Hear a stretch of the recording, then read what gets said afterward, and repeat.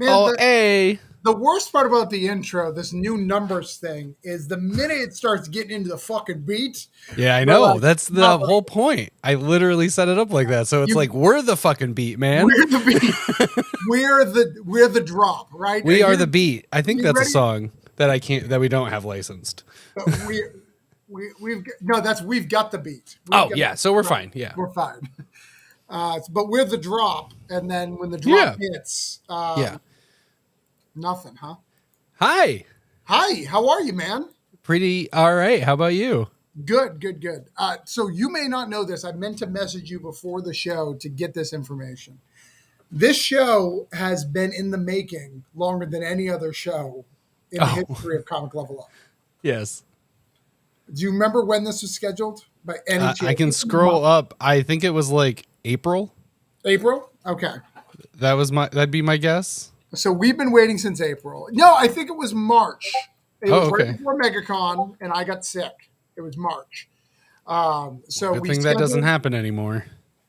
What? Get sick or go to MegaCon? Yes. I do both. Sorry, I did a typo. Like I do. Like I'm known for typos. In fact, someone just like harassed me on the internet. Hey, if you have a typo, I don't respect you. Keeps I was me like, around. don't respect me. I'm gonna keep winning. Like I'll have typos all day. It's fine. That's why you have me and Heather. Right. I have proofreaders and editors. It's fine.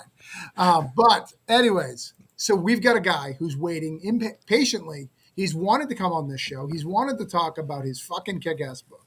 Since then, he's been there. I think we need to level up and get this going. Well, we need to level up first. We got. Right. That's what I'm saying. We need to level up and get this going. Oh, okay. We're gonna level up. We're gonna level up. Let's do it. Oh, let's do it.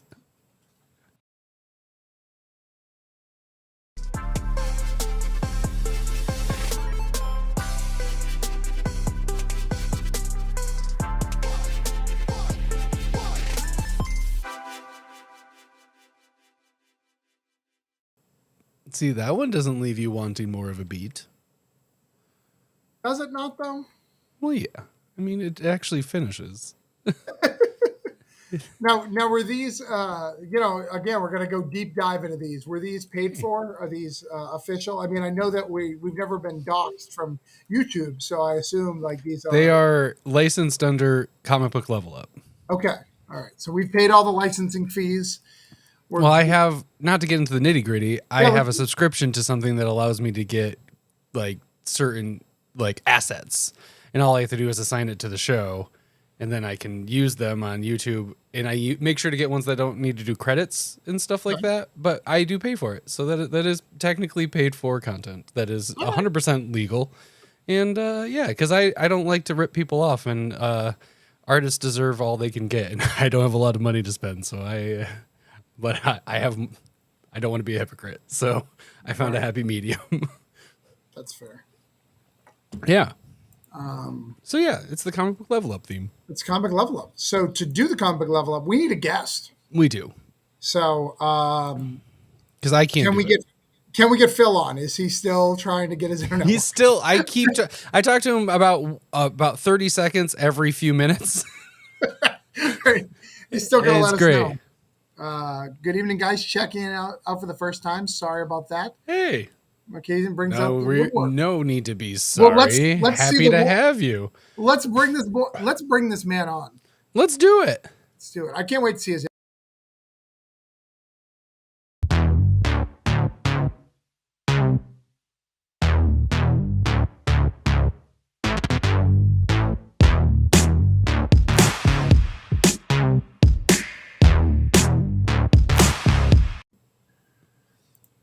What's up, brother? Hey, is it finally happening? It's happening. Oh my gosh. It is finally happening, good sir. Welcome to Comic Book Level Up. We're excited to have you on. Thanks for having me. I really appreciate it. Yeah. Ooh. So before we get into the comic stuff, I want to talk to you about the Maui stuff because that's probably very personal for me because when I met you, you were living in Hawaii, correct? Yeah. So what's going on? How's your family? What's going on there? I want to hear that before we get into the comics. Yeah. Well, I didn't live on Maui, although I I was just in Lahaina like a couple of months ago because we went back to visit. I lived in Honolulu Okay. on Oahu. But, I've been to Maui a few times. And when we went back to visit, we met up with some people from my wife Tracy's work. And, had a great time in Lahaina. I always like going there. But yeah, it does feel kind of personal just because I lived in Hawaii for 2.5 years. And I just love the people there, just incredibly joyous and fun to be around. And, to suffer that kind of devastation and loss of life, it's just horrible. So, yeah, I don't even know what to say. It's like, I can't even believe it happened. Yeah, it's been wild seeing the news and seeing the creators and seeing all the people trying to reach out and trying to show support. And it's so hard too. Like we're trying to, people trying to show support, but there's so many. Like there's 2 hurricanes hitting the southeast right now. In the next couple of days we had some flooding out in New England. So the weather's been wild. So it's been crazy, and there's not enough resources to go around. I mean, there should be, but our government really doesn't work like that. No.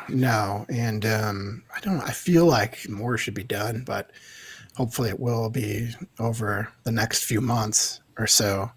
But I just really feel for all the people who lost a loved one or are displaced and their homes in ruins, Yeah, I hope they can get that place back up and running and restore the glory that it was before, because it's not just a great vacation spot. Like it used to be the capital, and there's just a lot of history and beauty that's just gone now. So yeah, I hope I can go back at some point too. We'll see. It's your wife's family that's out there, right? Where you lived with your wife's family out there? No, I mean, you live by yourself, but like they lived out there or no? No, we have no family members out there. We Okay. actually just went out there for my wife's job. So she's a Nice. structural engineer, and her company has an office out there. And my wife Tracy, she specializes in forensic investigation for buildings. So she has a lot of expertise that they don't have in Hawaii, and also it's pretty hard for structural engineering firms to get people out there because they don't really have schools out there. It's hard to get people to move from the mainland to Hawaii. But for us, it's easier. We don't have kids. We were actually just about to buy a house, and I work for myself, so Right. we're like, sure, we'll do that. And the commitment was for 2 years, and we would have stayed longer actually, but my wife got offered the management position at the firm downtown Chicago. So she's a pretty big deal in her company. She's pretty young for it. So she's a superstar, and couldn't pass up that opportunity because we knew we were going to come back to Chicago at some point, just because we love this city so much. But I almost feel like Hawaii is a second home, and I didn't know I was going to be like that for me because I don't really like warm. Right. I'm not into that. I'm not a beach person at all. Right. Yeah, I like it to be dark and cold, as dark and cold as possible. That sounds nice. But I actually really liked it because having that same temperature all the time, pretty much, and it barely ever rains. If it does, it rains for like 3 minutes and it's done on that side of the island anyways. So you could do whatever you want every single day. And we're actually really lucky. This may have colored the experience a little bit for me, but we were there in the pandemic. So there wasn't a lot of tourists coming in. They actually closed Hawaii. So we got to experience Hawaii without any of the tourists, who are mostly assholes. That's pretty nice. So yeah, I mean, the ocean does not shut down. The forests do not shut down. And that's the main attraction. Like we like hiking, where we lived, I was always looking out at the ocean from my office, which I loved. I loved just seeing the water. I like the sound of the ocean. I like snorkeling and things like that. So we got to do all of that and experience all the restaurants and the people on the island in a way that, probably won't ever happen again. So pandemic sucks. I lost people to COVID. But for us, where we were living was just amazing at That's that time. nice. Yeah. Yeah. Well, you got to find your silver lining. And that's nice for at least for the pandemic. I think the problem, like even what I comment on comics, it's hard to find a silver lining in a natural disaster. But hopefully they will find it and find some peace. Find home and do all that, and they will. I think they're resilient. People in general are resilient. When you don't really have any other choice, you kind of come out the other end usually better. Yeah. I mean, I have no doubt that they're gonna find a way to bring back all the beauty and the and the just the fun of Lahaina. Yeah. So it'll just take time. You got to grieve, but they'll build it back better. And the people of Hawaii they're full of mirth and love and fun.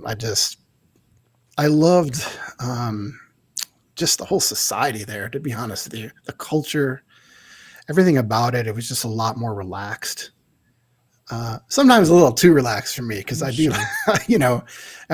took some getting used to, but I ended up really appreciating it because, so much of our culture in the United States, and especially in cities, it's just, you got to be on the go all the time. Mm-hmm. And it's nice to just stop and just admire, kind of understand and soak in your environment and the people around you to appreciate it more. And so I feel like, not that Hawaii taught me that, because I feel like I do that, but I guess it just left more of an impression about how important that is to me. Yeah. Did you, this is jumping a little bit of ahead, but did you find that it changed your comic book process and how you approached projects and things like that? Being forced to getting used to chilling and appreciating things at a slower pace? No. Nope. You just barrel through. No, I mean, my process is different each time. I'm a planner anyways. Sure. But I don't always plan, I guess. Sometimes I do things off the cuff. Sure. You plan to not plan? Well, the way I work is I like to have a structure in place for something. And then once I have the structure, I'll just do whatever. Sure. I'll just take it easy. It's like this with vacations. I like to have a spreadsheet for everything. Mm-hmm. But then once we get there, something comes up, I can break it because I can always go back to the plan. Mm-hmm. Yeah. So you make the rules so you can break them. Yeah. So I don't think that'll ever change for me. But did it help in any other aspects of working on the stuff? Waiting for art get any easier for you? Nah, I mean, still too much. No, I never have to wait anticipation. For art. No. Well, I mean, that's impressive. Nah, don't Jason's let your guy really go. Good. Yeah, I mean, he's a good friend of mine. We've been working on comics for a long time, and that guy is a pro. Yeah. I've tried to work with other artists, and just not the same. What did you guys start with? Well, we started with Voracious. Was our first book. I'm trying to remember. We did a little short story that was published in an Irish anthology called Never Alone. But I think we definitely had started Voracious before that. So for people who don't know, it's about a chef travels through time, kills dinosaurs, and serves them at a restaurant in the present. And it ran 14 oversized issues. Nice. 3 trade paperbacks, a complete story. And it came out from Action Lab. Nice. And so that's the one that brought us in. Which, by the way, is great. I got through the first trade. You sent us some digital, and it is so much fun. Mm-hmm. I would have bought the shit out of this if I knew it existed. Yep, that's how I felt. Do you have the rights back? I know Action Lab's kind of a mess. No. Like everyone. Yeah, I mean, it's a weird thing because I remember there was a call to talk about it with a bunch of creators, and I thought we would maybe get on the lawsuit or something, and no one contacted us about it. So, which was weird. But I just contacted the lawyer. I actually know more about the stuff than the people who are actually on the lawsuit because I talked to the lawyer about it. But the thing about that is we completed our story. There's a lot of creators who have books that haven't come out because they're held hostage. Right. And those are the ones I really feel that's rough. sorry for. Like, I would love Voracious to come back to us. Like, Scout has said, hey, can we republish it? We'd love to redo it. It's like, I'd love to do that. But Sounds good. yeah. So, yeah. And for us, it's hard because the way Action Lab is doing it is like, you have to buy all the stock that they have. And the way they do books is they overprint everything because they just take the issues and put them into the trade paperback. So they have tons of issues. Yeah, they take it apart and they make the trade. They don't like this make is So they do like bookbinding, like Exactly. old school bookbinding. correct. They don't even change anything in it. They just bind the issues in the book. So with 3 volumes, like we may have been there's Zombie Tramp and stuff. We were one of the longer series for that. So that's a lot of money. They have a ton of extra copies. Just sitting there. So, and it was like, I don't know, $60-some thousand or whatever. Right? And I actually considered it for a second, but Jason and I have to split it. We co-own the property. And it's not worth it. We told the story we want. I actually detailed follow-up sequels in the last issue that I would love to do. Because I already started them, but can't do anything. Just set in the same world and all of that. Well, and I will tell you this. I know of another creator who called their bluff on that. All right, cool, I'll buy it. And then they couldn't come up with it, and it became significantly lower. Oh. They said, we have this many copies. And you're like, cool, I'll buy it. What? And they got their rights back because of that. Yeah. Because they couldn't process the copies because they called the bluff. That's how I actually have 40,000 issues of Voracious in my storage room, actually. Yeah, I don't really know what I'm doing with them. the guy I talked to, I kind of trust him more when he told me it. If it had been another person from there and told me about it, then I would not. So veiled. Well, and this guy was newer too versus you are old school Action Lab. So there's a difference. There's a cutoff of when they went bad. Oh yeah, and I mean, what was his cost? Like, What did he do? They broke bad? Yeah. Yeah. Well, and again, Action Labs are the ones who knock? knock, knock, knocking on Action's door. Ow, ow, ow, ow. I know. I mean, and a newer creator is going to have a couple issues. If I had 3 issues or 4 issues, I would buy that back. More manageable, yeah. But to have all those issues, variants, and the trades, that's a lot of money. It's just you get the box of trades and it's just the comics with a batch of glue. Yeah, they all have rib covers. Find it yourself. Yeah. Oh, a DIY trade. Fun. But think about how cool that would be. You buy a double size movie. Yeah. And you're like, we can make you a versus trade right now. Bam. I should ask them if they'll do that at a discount. That'd be pretty great. Can you maybe make that half the price? That'd be great. And then you start making trades as kind of a thing. Like that's your gimmick. Like with your woodworking, with your beer, like it could be your thing. We make our shit here at the con. Yeah. Pretty sweet. You want a new page? We'll have Jason right here draw you a new page for this book. And put it right in the trade. Put it right in. Man. And because we do hardcovers, we would do collections of it for sure. And if Scout wanted to do it, we could do more things with it, come back to the world, sure. Do spinoffs, but because we, like By the Horns, we've built up an entire world. We spent a lot of time world building. Yeah. But Yeah, I don't know. I don't even know who to contact there, to be honest. They don't really Yeah. make it easier. Mr. anymore. Lab. Info at actionlabs.com always gets a great result. I just pictured Actionlabs at AOL.com. retriever with a monocle. Yep. I don't know why. Just did. Just paw out for the deal. All right. Yeah. So what was the next book? Though we really want this one. So like if we can make this happen, let's see what we can do. Was this the start? Was Voracious the start of your whole comics book career, aside from an Irish anthology that I'm very curious about? Yeah, it's called Lightning Strike.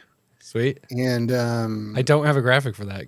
That's not on your page. Nor does that. the story's up. They're free. I think Okay. it is on the page actually. And I didn't see it then. well, That's your on research skills are questionable. Well, I work for free. I will So- mark that on the demerits against Todd. You might need another co-host here. Bye, Travis. everybody. It was a good run. And I'll tell you, we had Phil Hester on last week, and he only got probably 150 of his books out of the like 500. It was really That was a rough graphics time. Yeah, I watched that one. I love Phil Hester's stuff. So Yeah, we'll get him on. Who doesn't? He can talk the whole time. Yeah. So it was, Yeah. and then it was Voracious, and then you were off to the races from there. yeah, we did Voracious, and we had always planned it as a long form series, which is dumb. You don't really want to do that in comics. You're supposed to do a mini series, but But we you're bad hoped. at that based on what I've seen in your career. I keep doing it. I'm also. I don't. It's weird because I've written like a ton of like long series, like a lot of issues for long form series, which most people don't do. But I like to really dive deep in the characters because I love them so much. I don't really want to do 4 issues and be done. Yeah. So Jason and I had no idea what was going to happen with that because nobody knows who we are. And the first issue was 64 pages. Whew. So I don't know how we convinced them to do that. But I think Charlie, I also watched Charlie's podcast with you guys, and he was talking about how he had to cut up his books. Like he likes doing the Kickstarter because he can do whatever length he wants. Yep. And that most publishers aren't going to do that long of a book. But Action Lab did it. 64 pages. Sounds Because good. the hook- Let's go. I like long beginnings because I want to Oh, yeah. give people as much as I can with the characters and then give them that big hook. That's another thing Charlie was talking about too. Is that you want to get to that hook at the end, and it just for Voracious, it just took longer. So the book was actually longer than that. Then we ended up cutting it down a little bit, That's great. which was good because we did this black and white ash can. It was called Cretaceous first. That was the initial name. So Jason and I printed up this black and white Crustaceous? Cretaceous. Cretaceous. Cretaceous. Yeah. Yeah, exactly. Like nobody knows what that means. I was just curious if you went with a pun if it was crustaceous because it's for No. cooking.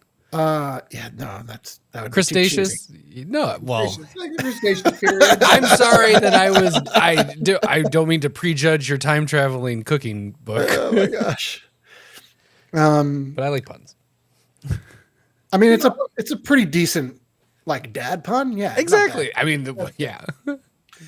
But So I would hire the guy who created the Jurassic and Cretaceous. Like those are cool ass friggin' names of all the dinosaur ages. Like Yeah. that guy should be giving us names for comic books like that. Those are cool names. Yeah.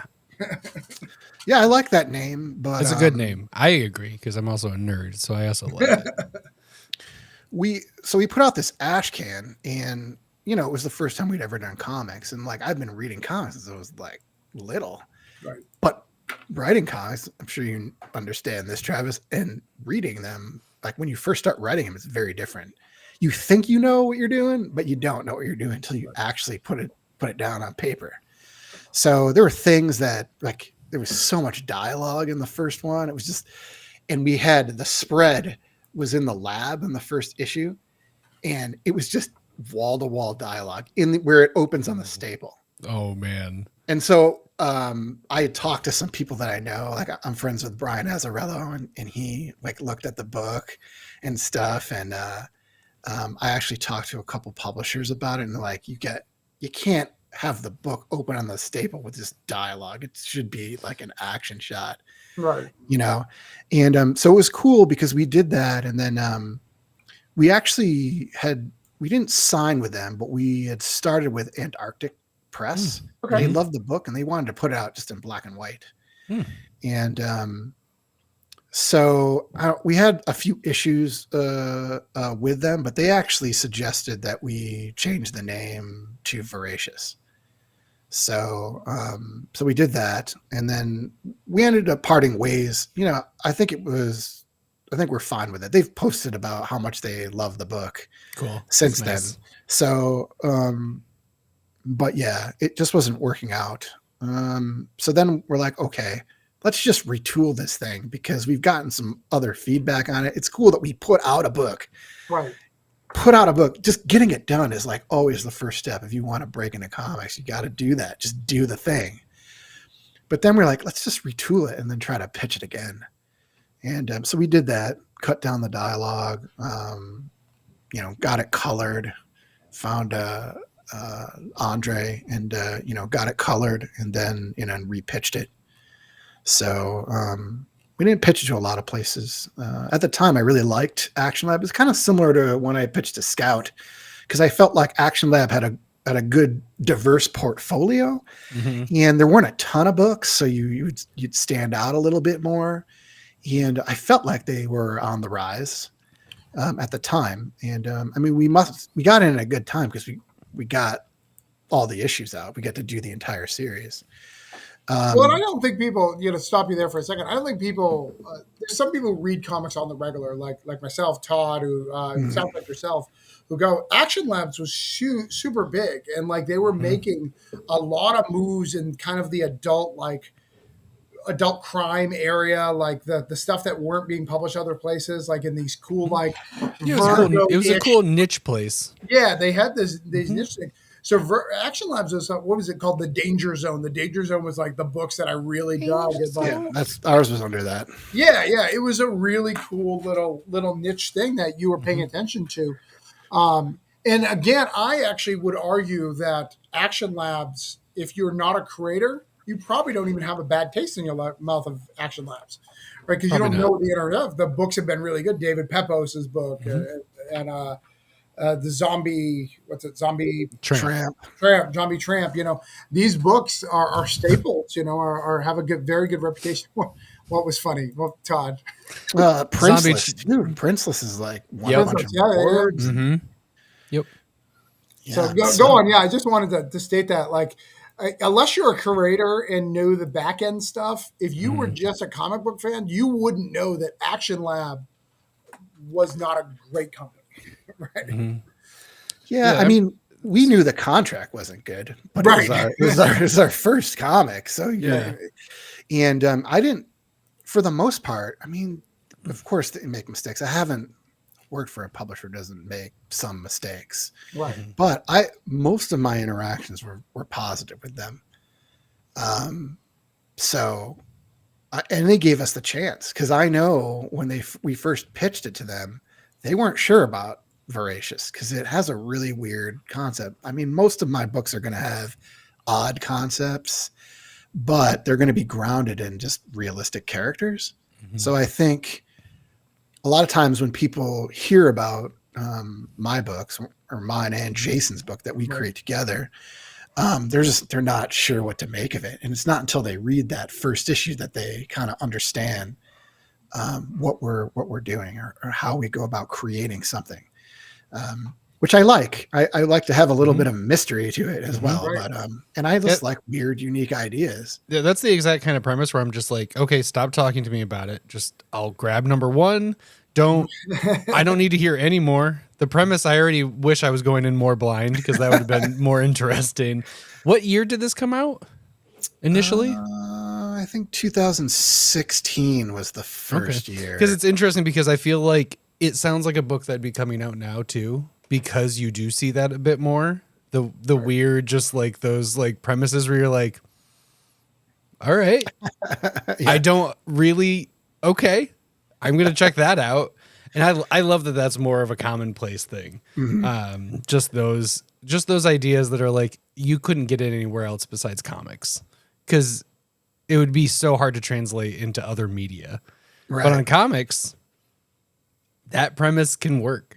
Yeah. I mean, there's lots of people too who are like, hear that comic, like, oh, I gotta have that. Yeah, no, it sounds great. That's such a hook right there. Wow. Yeah. And I mean, whenever I do a comic book, I always want to make a big splash. So I do a lot of extra stuff in it. So we did recipes in every issue too. So That's great. That's a with really dinosaur good idea. meat, It's pretty great. but then we tell you the substitute meat. So you can actually if make the you recipe. can't get that, get yourself If this. you can't get Brontosaurus, I guess Yeah, you can use exactly. chicken. That's pretty great. I love it. And that was freaking fun because in the beginning it was my recipes and friends' recipes, but then we started to get actual restaurants to contribute recipes, and we would do Nice. signings in restaurants, and I did a signing in a butcher shop like 3 times. That's cool. I kind of want to Yeah. steal your idea now. The more I hear about it, like I just want to write it and be like, can we do it with a new name? If I like, can we do it? And, Salacious. so, It's pretty good. Yeah, or crustaceous. I like Yeah. crustaceous. I'm just that's my sensibility. we could just do it. Won't be dinosaurs. We'll just do woolly mammoths and saber-toothed tigers. We'll just do, that, Nice. and then we'll have like a Conan character. If you can't find woolly mammoth, find elephant. If you can't find elephant, grab a T-bone. Yeah, I mean, I'm sure somebody will rip it off at some point. Yeah, I mean that's just kind of the circle of things, right? But it'll be like going back in time, and they'll be like fishing instead. Yeah. So yeah, I love doing that book, and I love those characters, and I really miss them. Like I would love to go back and write them because I felt really close to them. But I always feel close to my characters when I write it, especially because our books, tend to be long form. You're living with them so much, especially me in my head. So they're like friends to me. And it's kind of sad. Like like I'm a bit out of touch. Like we haven't called. Well, it sounds like they're just stuck back in bail your time. friend- Yeah, you need to bail your friend out of jail, and you just don't have the $60K for his. Oh man, I his really bond. can't I spot mean, you, did man. something really bad. If anybody's got 60K, they want to Sure. loan me to get the rights back. Right. Sure. All right. So what was the next book? I think we have another one before By the Horns, right, Todd? I believe so too. Yes. I don't think so. Let's Do see. we? Or is this after? Post it up. Todd, what's the other book? I know we have. Well, one. these are alphabetical. The ones that are. If you're looking at my graphics, Oh, are you talking about Apex? yes. Prose. That was my first prose story. Yes. Okay. All right. Let's talk about it. All right. Yeah. Well, Outland Entertainment contacted me because they read Voracious and they loved it. And so they're like, we're doing this dinosaur anthology. It's prose. Would you be interested in writing for him? I was like, oh man, I haven't really written prose Right. since I was in college. And so I thought about it for a second. I was like, I gotta do this. What am I going to get another opportunity to get a published prose thing? Like it could be the first thing, and maybe I'll like it. Especially just being asked to do it. Like, hey, Yeah, and that's paid huge. money, and it's just like. And then I just immediately thought of an idea. This is how it always happens. Travis contacted me about this Cthulhu Invades Neverland, and I had an idea like this. Like usually that's how I work. So Which yeah, I'm super happy to get you in. We just saw some pages, man, and they are looking sick. Those pages are going to look great. cool. Yeah, So yeah, that's gonna be fun. Thanks for asking me to do that. no issues. And but yeah, so the anthology is Apex World of Dinosaurs, and the name of my story in it is To Megatherion, and it's about an anthropomorphic dinosaur barbarian king named Fantar Row in his final days. And it's about 30 pages long. And then I also wrote a blog. That's substantial for prose. Yeah, Right? That's 30 pages is a lot. I tend to write long. I think they gave me less pages. I'm like, I can't do this and this less. I love it. You're still long form in prose. yeah. It's like, no. The only thing I haven't done more pages. Well, Jason asked me to do less pages when we do the comic. And it's like, because I did Voracious, and most of those books were like 28 pages. Sure. Yeah. Always And the pushing first it. one was 64 pages. Yeah. Because I just want to write the story as long as it needs to be. But of course, there's other considerations when you're doing that. Like Jason has to draw all that stuff. Mm-hmm. And we got to pay the colorist the extra money to do those pages. Mm-hmm. And so I get it. So in this last arc for By the Horns, it was an aside here. I mostly stuck to 22, except for the last one, which I told Jason that the last issue is going to have to be a little longer, which is 28 pages. It was 300 pages. It was its own trade. Well, and I thought you're a little subtle when Kersey and I were talking about Neverland. He was like, it's really hard to get it into, I think it was 5 pages. And I just ignored that comment because I know what he's saying. Well, I've turned down anthologies because they were willing to give me like 3 pages. Like, it's not worth it to me to But write how? 3 pages of a story. It's not a story. And actually, when I was doing that one, I was like, I don't think I can do this in 5 pages, but I found a way to do it. You know? So that's rare. I did it for you, Travis. Thank you. Well, I got Richard Dueck to do 2 pages, but he got Stan Yak, so I think it was a trade-off. You know, Stan Yak's a pretty good artist. So Yeah, I mean the other anthology that I'm doing for you, that one, Right. I asked for more pages, well, like a lot more pages. there's a lot of pages. It's The other one? Yeah, he is in a book that you also proofread. I don't know if I should say it. That's No, I not- figured Yeah, go ahead. I pretty much already knew what it was. You So can say it. But that one, yeah, I kept doing the story, and I was like, I gotta have more pages in this. it's the Easter book, right? Right, the Easter book that we do. Sweet. Yeah. Or you guys can say it. I don't want to get in trouble. Now you can say it. Holiday Spirits. He's doing a story in Holiday Spirits Volume 3. Woo! Yeah, that's done. Cool. Actually. Well, it's gotta Back be to back Orange Cone anthologies. I know. I'm Becoming like, a staple. Yeah, it's really cool. I really That's appreciate it. awesome. It's absolutely becoming stable, which is really cool.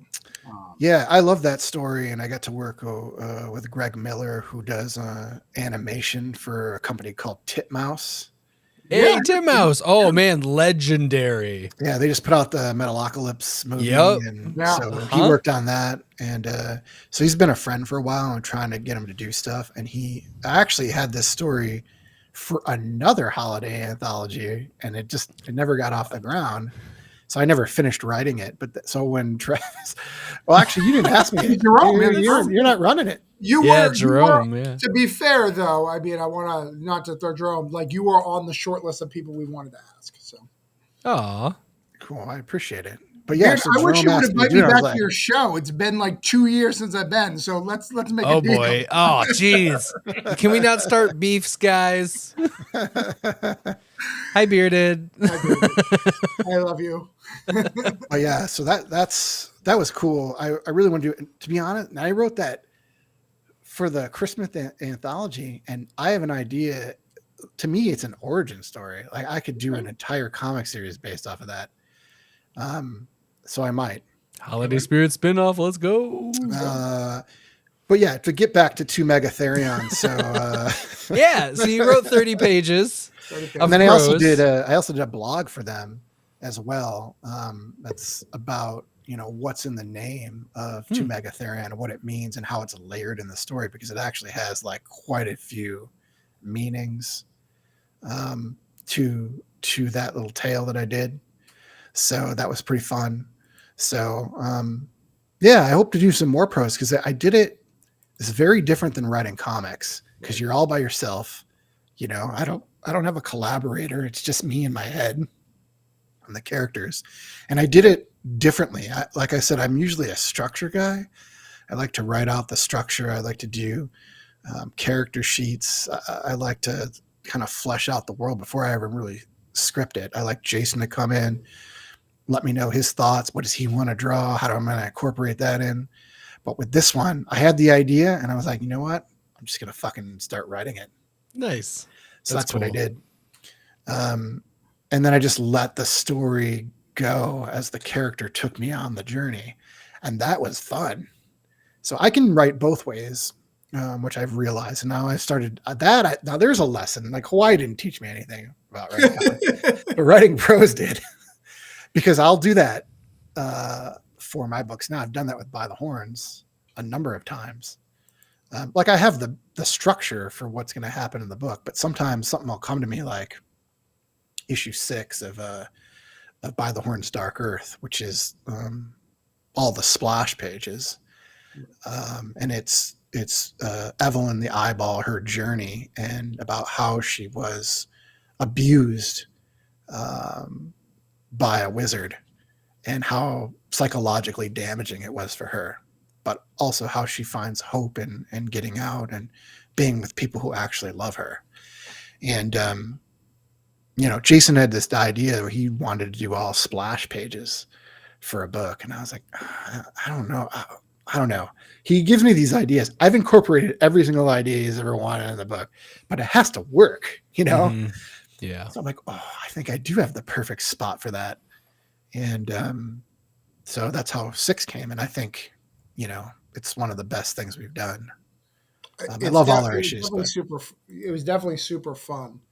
But let's go into By the Horns. And before you talk, Todd, tell me when you discovered By the Horns, and then I'll say it came in my scout box the day it came out. Okay, all right. So you got it from the scout box. Oh yeah, I got it from the scout box, and that was my scout box days. And man, what year was that? We're still in the pandemic at that point. Was that 19 or 20? It had to be 20, right? I think it did come out in 2020. Wait, I don't even remember now. Has it been that long? I think so. Did I get? Was it back in the day when Scout would throw in random things that weren't of the because they had some lesser amounts of titles? Because I got it in a Scout box, and that would have been 2020 to 2021. It's either 2020 or 2021. Okay. Yeah, Either way, so I discovered it that way, and that's when I was reading 20 to 30 comics a day for a while there. Mm-hmm. And it actually was something that if you dig up old comic burritos from back in the day, I talked about By the Horns because it was something different and it was something interesting that actually stuck out from the 30 comics I was reading a day. And the colors and the story, it was all the art, everything about it was something that made it go oh, this is a good palate cleanser to the 4 kind of same comics I just read. And then I'm reading By the Horns, and it was great, and I very much enjoyed it. So the official release date was February 2021. Hey, see, pretty close to 2020.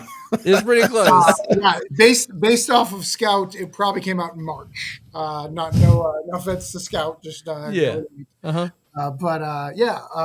So they came out February 21. So that's how I got it. That's how I discovered By the Horns. So I'll tell you mine. Scout was giving it a big push, and I am personal friends with Charlie Stickney and David Byrne. I talked to them on the regular, and this is when they were still in charge. And I remember messaging them. I was like, why the fuck are you guys promoting this fucking unicorn book so fucking hard? It's a unicorn book. They were like, it's so fucking good. Oh, look at that. Our boy Ignacio. Uh-huh. Yeah. One of my favorite people on the planet. He's great. So this is on my wall. I just ripped it off because it's just taped up. That's awesome. Yeah. But Ignacio and I are working on a book together. I love that guy. We love that guy. He's as well. The best. I am also working on a book with him as well. So we're all. Me too. Yeah, he's got a lot on his plate. Left it. Oh yeah, that guy. And I would say you're 2 of the 5. He's just all. And we might do an anthology story too. So, he is. Ooh, he's a busy boy. So it was being promoted heavily, and this is not a book I would normally pick up just because it's cartoony. And he's like, but no, they hate she hates the unicorns. Like she's gonna rip them off. I think it was Charlie or David going. I was like, all right, I'll pick it up. And I was like, God damn it, you guys should be promoting that book, you motherfuckers. All right, fine, I'll pick it up. Because I was friends with them, and I was talking about what I thought worked and what I didn't, and they're like, "Dude, this book is good. This guy's really good. Like, I think you're gonna like it." And I was blown away by it, and then I was so happy. I was happy and sad at the end. I was like, "Oh, okay. Well, it's only 7 issues. I think it's 6 or 7 issues. It's like it's gonna be fun. I can just run it through it." And they're like, "Dark Earth #1." I was like, "Oh, this isn't ending. I've got to commit for Yep, you're in. because in the beginning you have a certain concept, and then like most books, that concept changes. As the story progresses. The story concept in the beginning was we're mad at unicorns, and then unicorns are nice. I mean, yeah, I knew where it was going the whole time. Sure. Spoiler alert. Sure. Sure, but the concept that I was like, they're gonna kill My Little Ponies. I'm super excited, and we get like issue 1 of killing My Little Ponies, and then it Take that, Rainbow Dash. Yeah, take that. Yeah, Dr. Hoovian, I'm coming after you.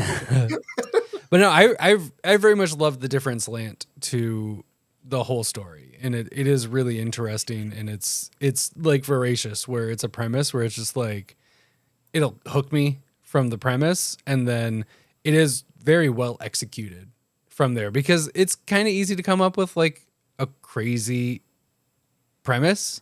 Like you can just like sit down and just riff for a while and come up with like the idea of something wild.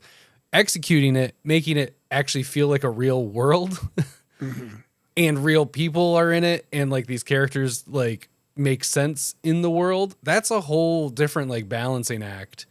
And you and the whole creative team did a great job making it feel as real as it can be while being fantastical. I mean, I think that's the thing that I always want to do in comics. Like I was saying earlier, I like coming up with these wild ideas, but you're gonna follow the characters and you're gonna identify with them. You're gonna identify with a floating eyeball. It's just the way Right. I have to write. Because they're real to me. Yeah. And but yeah, it's all, to me, comics is really about execution. So I just really pride myself on doing that. I think I'm pretty good at doing the overall story arc and have a lot of surprises in there. Everything on every page matters. Like you'll see shit come back that you didn't think was important at all. Like let's take By the Horns Dark Earth. Like nobody thought that Shinora Zell was going to be a character that came back. Sure, That was an important moment. I'm sure people thought it was just a throwaway fight in the snow. So and then it comes back and makes sense, and it's all right. Yeah. So everything that I write matters. I really try to structure it well. And for me, the greatest challenge is to make a super exciting, fun book that you can read that way on the surface, but it's very layered. And that's my style of writing. So my books are pretty complex, but they don't feel that way. It lends well to a reread. And you can go back and you'll see all the things that maybe you missed. Yeah. Those rereads are clutch. The more rereadable a book is, the better it is. Because, you can get more out of it. Yeah. It really felt when I first read the series, and it wasn't relevant at the time, it's relevant now, like I really felt like a Battle Chasers vibe, how I felt when I read Battle Chasers or Telos, where it's the concept seems simple, but it's not, right? There's a lot of layers to each of the characters and the motivations and the villains and all that. But the bare basics, like if you just wanted it, like it feels like a Saturday morning cartoon. But when you read it, you're like, this is not a Saturday morning cartoon. This is way more deep than Skeletor going, I will get you, He-Man! Right? There's a lot more layers of the wizards and why they're controlling the unicorns and all that. There's all this stacked upon layers, which I assume is Transformers based on what everyone's told me watched them all. I never was a Transformers guy. I probably should have been. They're like, Beast Wars is so complex and blah, blah, blah. And I was like, you lost me, bro. Yeah, it's we use a lot of adult themes in it, but we build to them. It's like we introduce Evelyn and Elodie and Sage and meet her. She tells them or Elodie actually says something that's kind of hurtful to her, and she says, I'm used to hearing that all the time.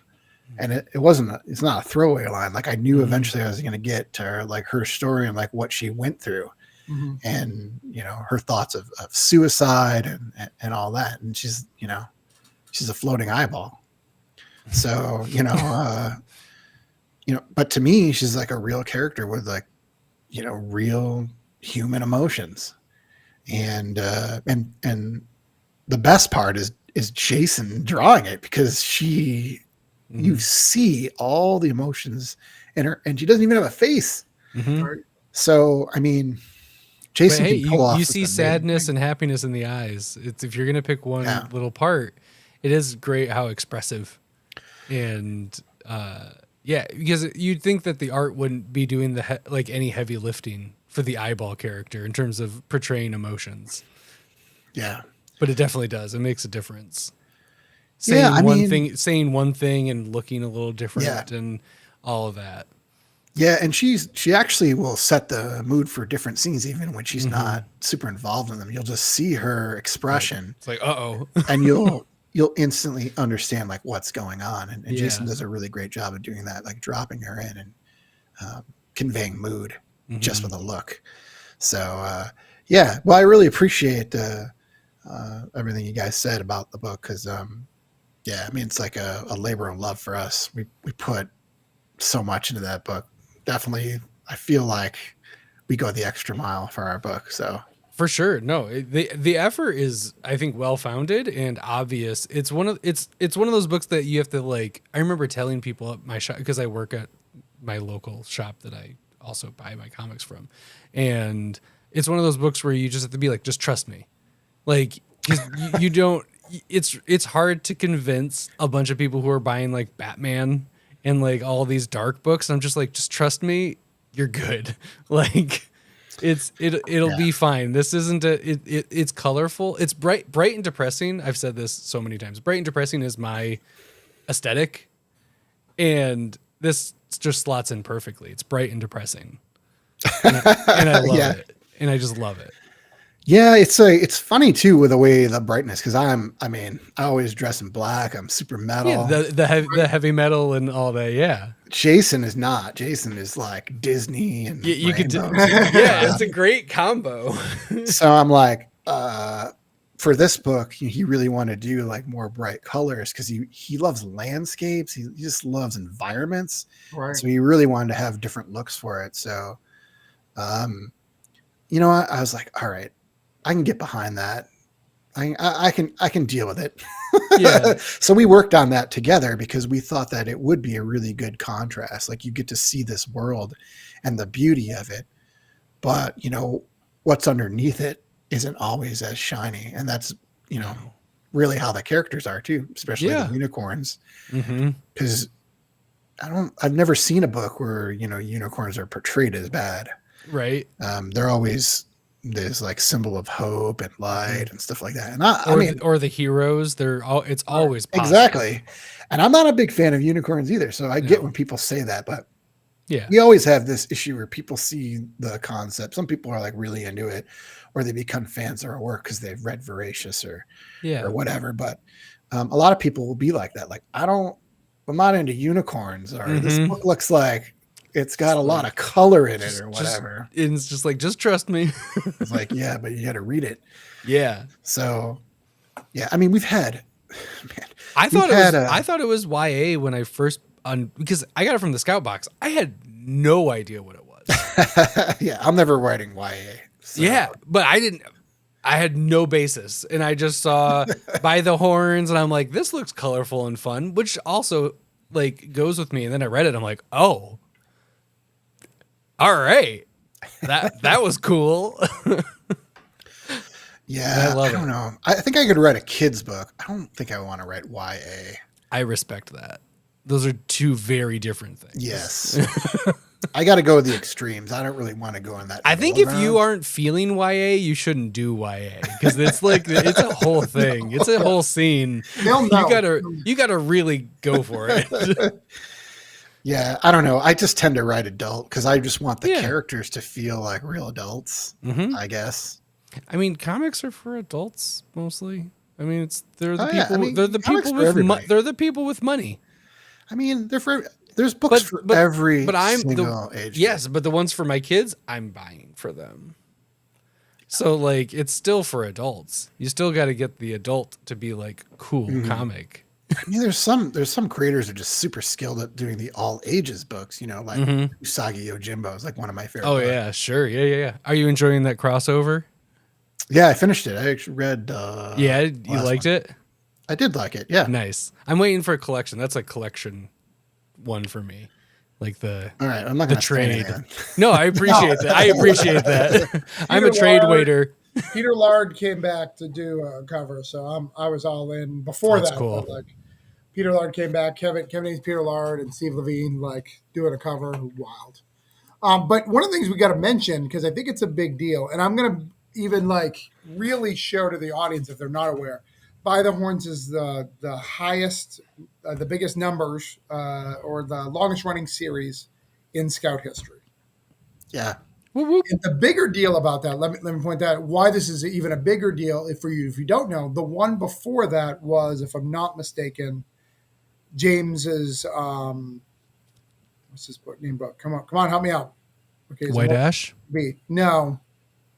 Oh, James's book? James's book, Solar Flare. Solar Flare was the longest one, correct? Oh, I wasn't going to say it. I was going to say it. Because I want to see if you could remember. All right, Solar Flare. And what makes that special is Markisan is a true Scout creator. Like, I'm not saying that they don't have a process there, but James is, the president. He's been there a long time. He kind of gets it in, right? His books get like a kind of a path. Like he's submitted, got it put through.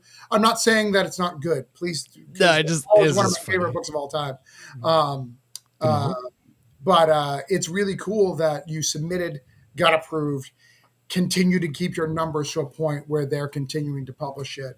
And that's a huge fucking accomplishment, dude. Like, that's a huge deal. Like, and you deserve all the praise and all that. Oh, thank you. Yeah, no, it's great. I mean, Scout wanted us to make it an ongoing. So that's cool. I mean, it was like maybe the third issue. Nice. Something like that. The first one sold out, and we've done pretty good. So, yeah, they wanted us to do an ongoing. So, actually, it was supposed to be five issues. 5-issue miniseries. Wild. But then I added issue 6, which is also kind of another. I was like, wasn't there 6 in the first one? No, there's 8 in the first one. There's 8 in the first one. Oh, jeez. Oh, that's wild. Yeah, I added extra issues because I love it. There was one issue 6, which is the origin, the silent issue. Oh, yeah. I had a dream about it, and I wrote it in my sleep, and nice. I couldn't let it go. So I got up one day after a few days. I kind of wrote it in my sleep. Just I thought of everything. I knew every single scene. It wasn't supposed to be in there, but it's like this has to be in there. There's no way that this can't be in the book. So I wrote it, and it's probably like the most detailed script, but I maybe wrote it in like an hour. Amazing. And I contacted Jason. Jason only wanted to do like 5 issues because, it costs money to do the book. He can't really do anything else because he does he can do a page a day, but still like to do a book. And he's also lettering it, he's got to get the files ready for print. Like he does a lot of that stuff. Yeah. But I sent him that and I was like, I know you only want to do 5, but we have to do this. We have to do this issue. And here's the reasons why. I wrote him this super long, detailed email because I thought Jason would just be like, oh no, I can't do it. And I sent him the script as well. It's done. He gets back to me. He's like, oh yeah, we definitely have to do that. That's it. Amazing. Like I wrote this whole thing. I was like, oh my God. I thought I had to convince him and I didn't really. Amazing. So I did that. And then when they asked this is the ongoing, I kind of added the extra issues because I was trying to write it in a way that it would just wrap up, even though I didn't want to do that. But I just didn't know how it was going to do. It was the same thing with Voracious. We actually did the first 2 volumes, but the 3rd volume came out a little bit later because we didn't know if we were going to get the green light for it. Sure. Because we were on that kind of bubble. Yeah. But for some reason, people just started buying those trades. Nice. And the numbers kept going up. And we finally got the green light. And we knew that was going to be the end of the series. So we were like, oh, thank God. And so with By the Horns, I was trying to do something shorter because, like I was saying, it's not that smart to do these long form series. Right. Especially when you're It's not a much bigger well commitment. known. Yeah. I like doing it. I want to do long series. Commitment for the publisher. Like it's yeah. Oh yeah, exactly. They have to buy into it. Yeah. But I know that everybody at Scout loves By the Horns. Mm-hmm.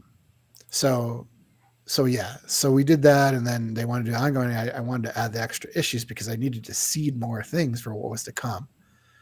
This is just important to me to have, like, when you reread it, you can read all those issues and see where all that stuff's planted. Right. Going through Dark Earth, which issue 12 is going to come out soon. And like, I mean, you'll see things that happen in there go all the way back. So, nice. So I did that. And if we were doing ongoing, like, what difference does it make if we add a couple issues to the first series? Yeah. And then when we were doing it, I was like, oh, we're going to do an ongoing series. This is great. So I started writing it as an ongoing series. And I knew that the Dark Earth arc was going to be 12 issues. But the problem that I didn't realize was that you have to break the trade up because they're not going to put out a 12 issue trade. Yeah. I was like, oh, shit. I didn't think about that. So I'll probably try to do the next arcs in like 8 issues or so, like the first one. Yeah. Nice. So 12 wraps up Dark Earth, right? Yeah. Okay. And then you're going to start whatever the new title. Have you announced what the new under title is going to be? It's in the back of 12. So I guess I'll let it be a surprise. Okay. That's fair. We'll allow that. But yeah, we'll allow that. We're not ones that did this well, but it's crazy. It's crazy to have so many. Are you going to do the same kind of treatment? Are you going to go directly into a Kickstarter trade? Are you going to bring it into 2 trades? What are you thinking for Dark Earth? Oh yeah, we'll do a hardcover Kickstarter. It'll be the all 12 because that's my preferred format. Like, I wouldn't break it up. Nice. No, I wouldn't. I'd feel weird about that anyways. I don't want people to get $2. Like, I try to keep my Kickstarter. Like, our first book, it's 8 issues for $40 on a hardcover with like extras. Like, you don't see that kind of deal on Kickstarter usually. No, it was a good deal. I mean, $18K on Kickstarter is not anything to shine. And it was your first at bat, right? That was your first Kickstarter. No, we did. Did we 1 or 2? We did a couple for Voracious. Yeah, I think we did 2. Okay. What did you do for the other Kickstarters? Oh, for Voracious? Okay. For Voracious, we did 2. I think we made like $8,000 a piece on those. Okay. But I mean, it's single issues. This is a hardcover, so I expected to make more, but I didn't know. I just really wanted to cover I wanted to go over because you always want the extra money so you can pay yourself and then use it for the next volume, which we're able to do that, which is awesome. Thanks to all our backers. But yeah, I mean, the cost is more. So if you want the hardcover, you're going to be paying more than a single issue. But yeah, we did pretty well on those other Kickstarters because our level was set a lot lower. So we did pretty well. But yeah, we did before. It was before the second series and before the third series of Voracious that we did them. Right. And this time, Jason and I, we were like, let's just do the book. And then we'll do like a hardcover afterwards instead. And so that's our plan going forward. And I think that's a good system when you're talking about Kickstarters. Make it something special. There's an extra 8 pages in it. There's some other special goodies. And Scout or not even just Scout, any of these publishers, those hardcover ones are a little harder to sell on the shelf because people aren't normally looking for collector's editions of trades, right? They're looking for softcover cheap trades to get people in the store, keep them buying. So that helps. Oh, we got someone. He says, I see Kip did not get that horn goblet from the last Kickstarter. I just saw it the other day. Do you have it with you? Yeah. Look at there we go. Look at that. So cool. So metal. It's like Elodie's symbol from her jacket. That's like a dope. horn skull. Yeah. I almost drank out of it at night, and I was like, this thing's huge. I've spilled this almost every time. Do you have a stand for it? I do, but I still like. It's still a thing. I'm a quarter Italian. I'm like flailing. Hey, you're just gesticulating, and it goes everywhere. Yeah, it's a spicy meatball. Miracle Kingdom has announced your title for your next series before he spoiled it. I'm sorry. It's pretty good. It's not what we went with. Even hornier. By the horns. Oh my. Oh my. That's just about as good as Crustaceous, I think. Yeah, I agree.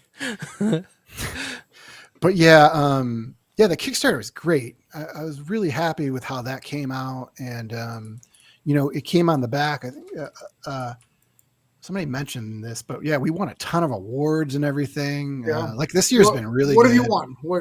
Let's go through. What'd you win? Let me see. I was on Blake's Buzz, so I know you won that.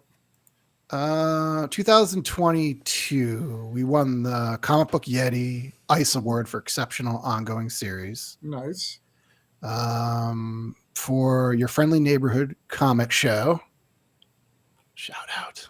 Hey. We won 5 awards. We won every single award that we were up for. We won 2022 Series of the Year, 2022 Smaller Indie Series of the Year, Comic Writer of the Year, Comic Artist of the Year, and Most Beautiful Series of the Year. Oh. Nice. We won a bunch of Grantee awards: favorite ongoing series, favorite writer, favorite line artist, favorite editor. You Promised Me comics, best scout comic. Nice. And we just lost out by like a couple votes for like best comic of the year on that one. I think it was I don't remember which one won that actually. It was a good book though. The We Have Issues podcast, best indie book of the 2022 and 2021 actually. Okay. Nice. Blake's Buzz, that was the #1 comic book in 2021. So Graphic Policy, we were #1 on one of their columns. Pop Culture Philosophers, which I do really like that site. We were #9 book of 2021. Nice. I don't know why we weren't on 2022 because our book is definitely better than. Have you won a golden burrito? I don't know. We should. I mean, the golden burritos are wildly political and very hard to win. I mean, I like getting these indie awards. It's really cool. I don't write for awards, but it's really nice to be recognized for it. And of course, I wasn't even gonna I didn't even want to lobby for awards, but the only reason I started doing it is because you get recognition for the book. Sure. So, Jason got nominated for a Ringo for best cover artist. Nice. And that was cool. Because he actually told me not to lobby for it. And I was like, F you, buddy. You do some of the best covers in comics. You change the logo every single issue. Nobody does what you do. It's pretty cool. And your designs for your covers are crazy good. So, so he owes me a beer or something because I'm sure he wouldn't have been nominated without me pushing it. But yeah, so he's well deserved. He's such a great artist, and I think our book is really, really good. So it would be nice to be nominated for awards. I think we deserve to be nominated for awards, but I don't get upset about it. Like I'm not going on like saying, "Oh, I didn't get nominated for an award." You're never going to see me doing that or complaining about stuff. I'm just happy that people read the book and that we get to keep doing it. That's all that matters to me. That's the big part. That's a lot of validation right there. Is getting to keep doing it. I mean, longest running scout book. It's freaking great. And that's a pretty good award. We're only half done. Half done. Can't wait for even hornier. Let's go. I'm, just to get you up, I'm on issue 2 of my series for Scout. So. Ooh, nipping at his heels. Catching up fast. Catching up Yep. fast. Oh, jeez. Yeah. Yeah. Of course, my goal is 4 in the box. I just want the cool box. I think the box is cool. So whatever. I just want a box. Give me a box. I just want a No, the box. I get those boxes, and then it's only got the first 8 issues in it for ours. Mm-hmm. I stuff that thing with everything, and then I put extras in it, and then I sell it. And I'm like, you guys don't know how to do boxes. I'm going to do a box. You don't know how to do boxes. That could be the headline of this. Yeah. Go on the Buy the Horns, on the Scout sales when they're 50% off and you're sold out of Buy the Horns, just know that they were bought by the writer. Yeah. I only buy, I think I buy like 5 at a time. I'll do it at every arc, and then I'll put every single issue in there. I'll put random, like the special variants and stuff in there. Yeah. We put the soundtrack. Well, I might not be able to because we're almost sold out of the vinyl. Mm-hmm. I had a signed script for one of the boxes, so you get a chance to get that. We have a CD of the soundtrack too that I'll put in every box. I got a ton of those. So I try to put some extra things in there and incentives to get it, and then I price it pretty well. So I'll do it soon. Once issue 12 comes out, I'm going to do another probably 5 boxes. I already had people like, "Oh, I missed out on that first box. Right. Are you going to do it again?" I'm like, "Yeah." And I sold it. Well, you should get a new box, right? For Dark Earth. They should make a new box for you, I assume. They probably will actually. Yeah. Put 12 issues in there. Interesting. Get it. I like that. Let's 12. I'm going to call James. Let's get him on. Let's see what we can do. Let's address Let's FaceTime him right now.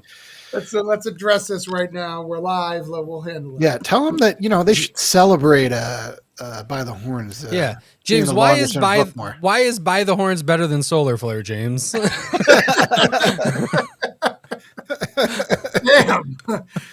Damn. I mean, but seriously, why?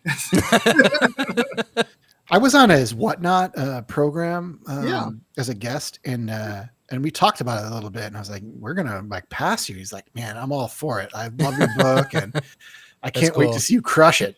So that was cool. He says that, but your next series, they're like, oh, we got a delay, and then you'll see a lot of Solar Flares coming. You started doing bi-weekly Solar Flares? What?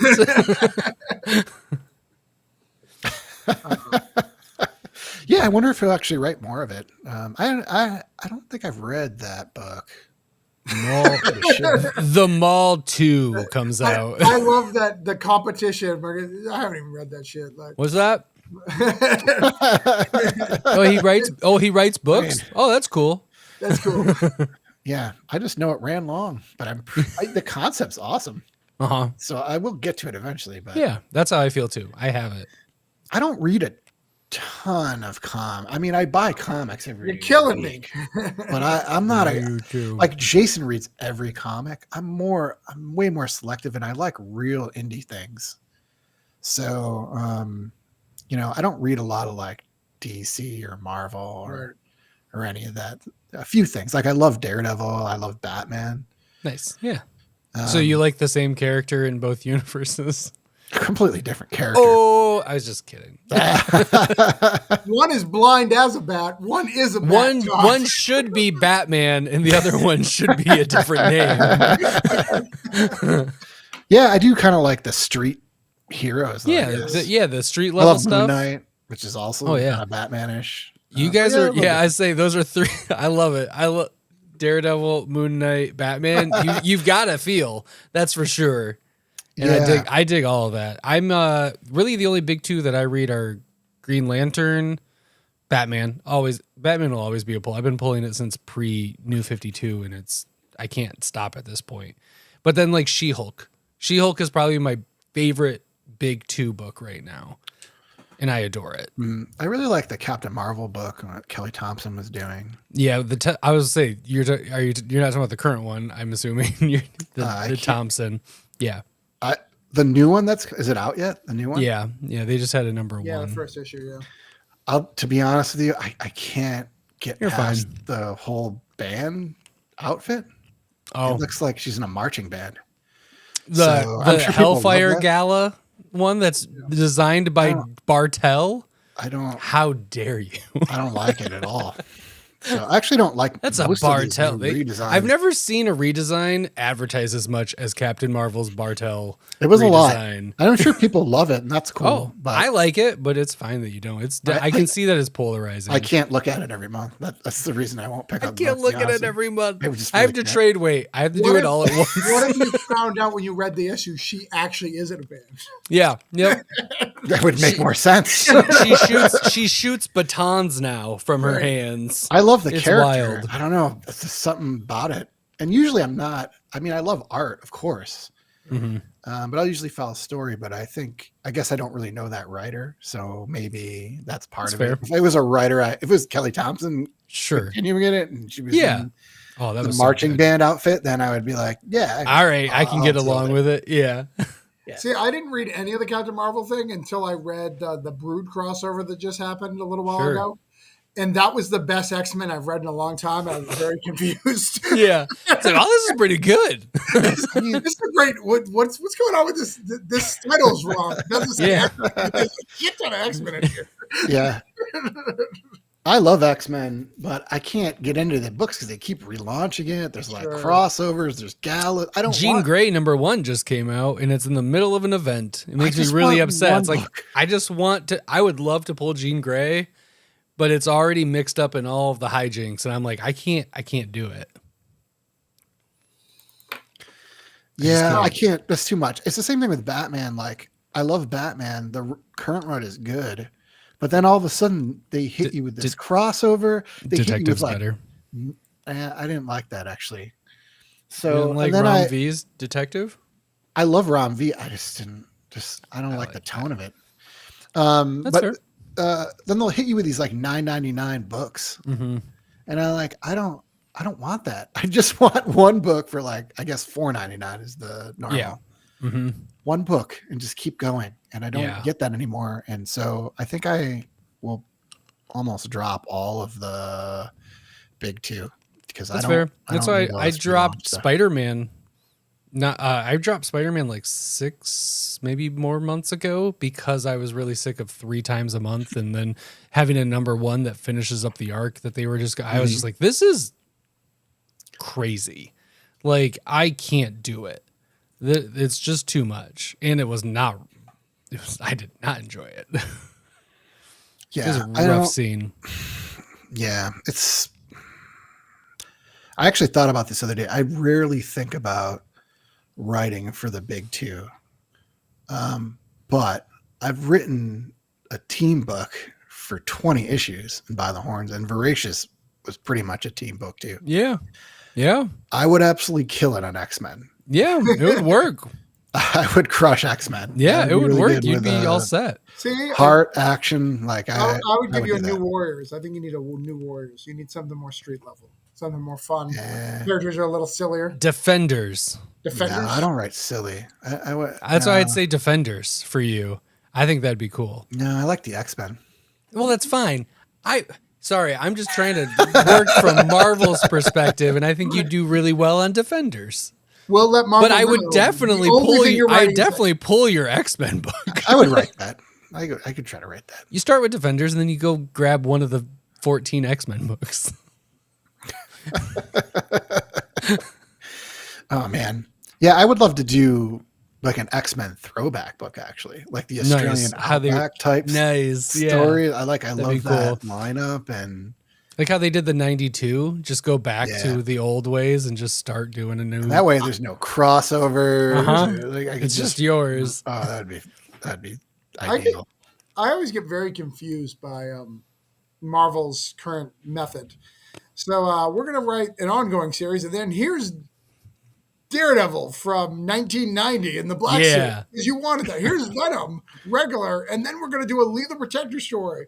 Like, Mhm. what are we doing? Like, and they have no impact on the other. If they had an impact hey, we're gonna add some old stuff to make this have more presence.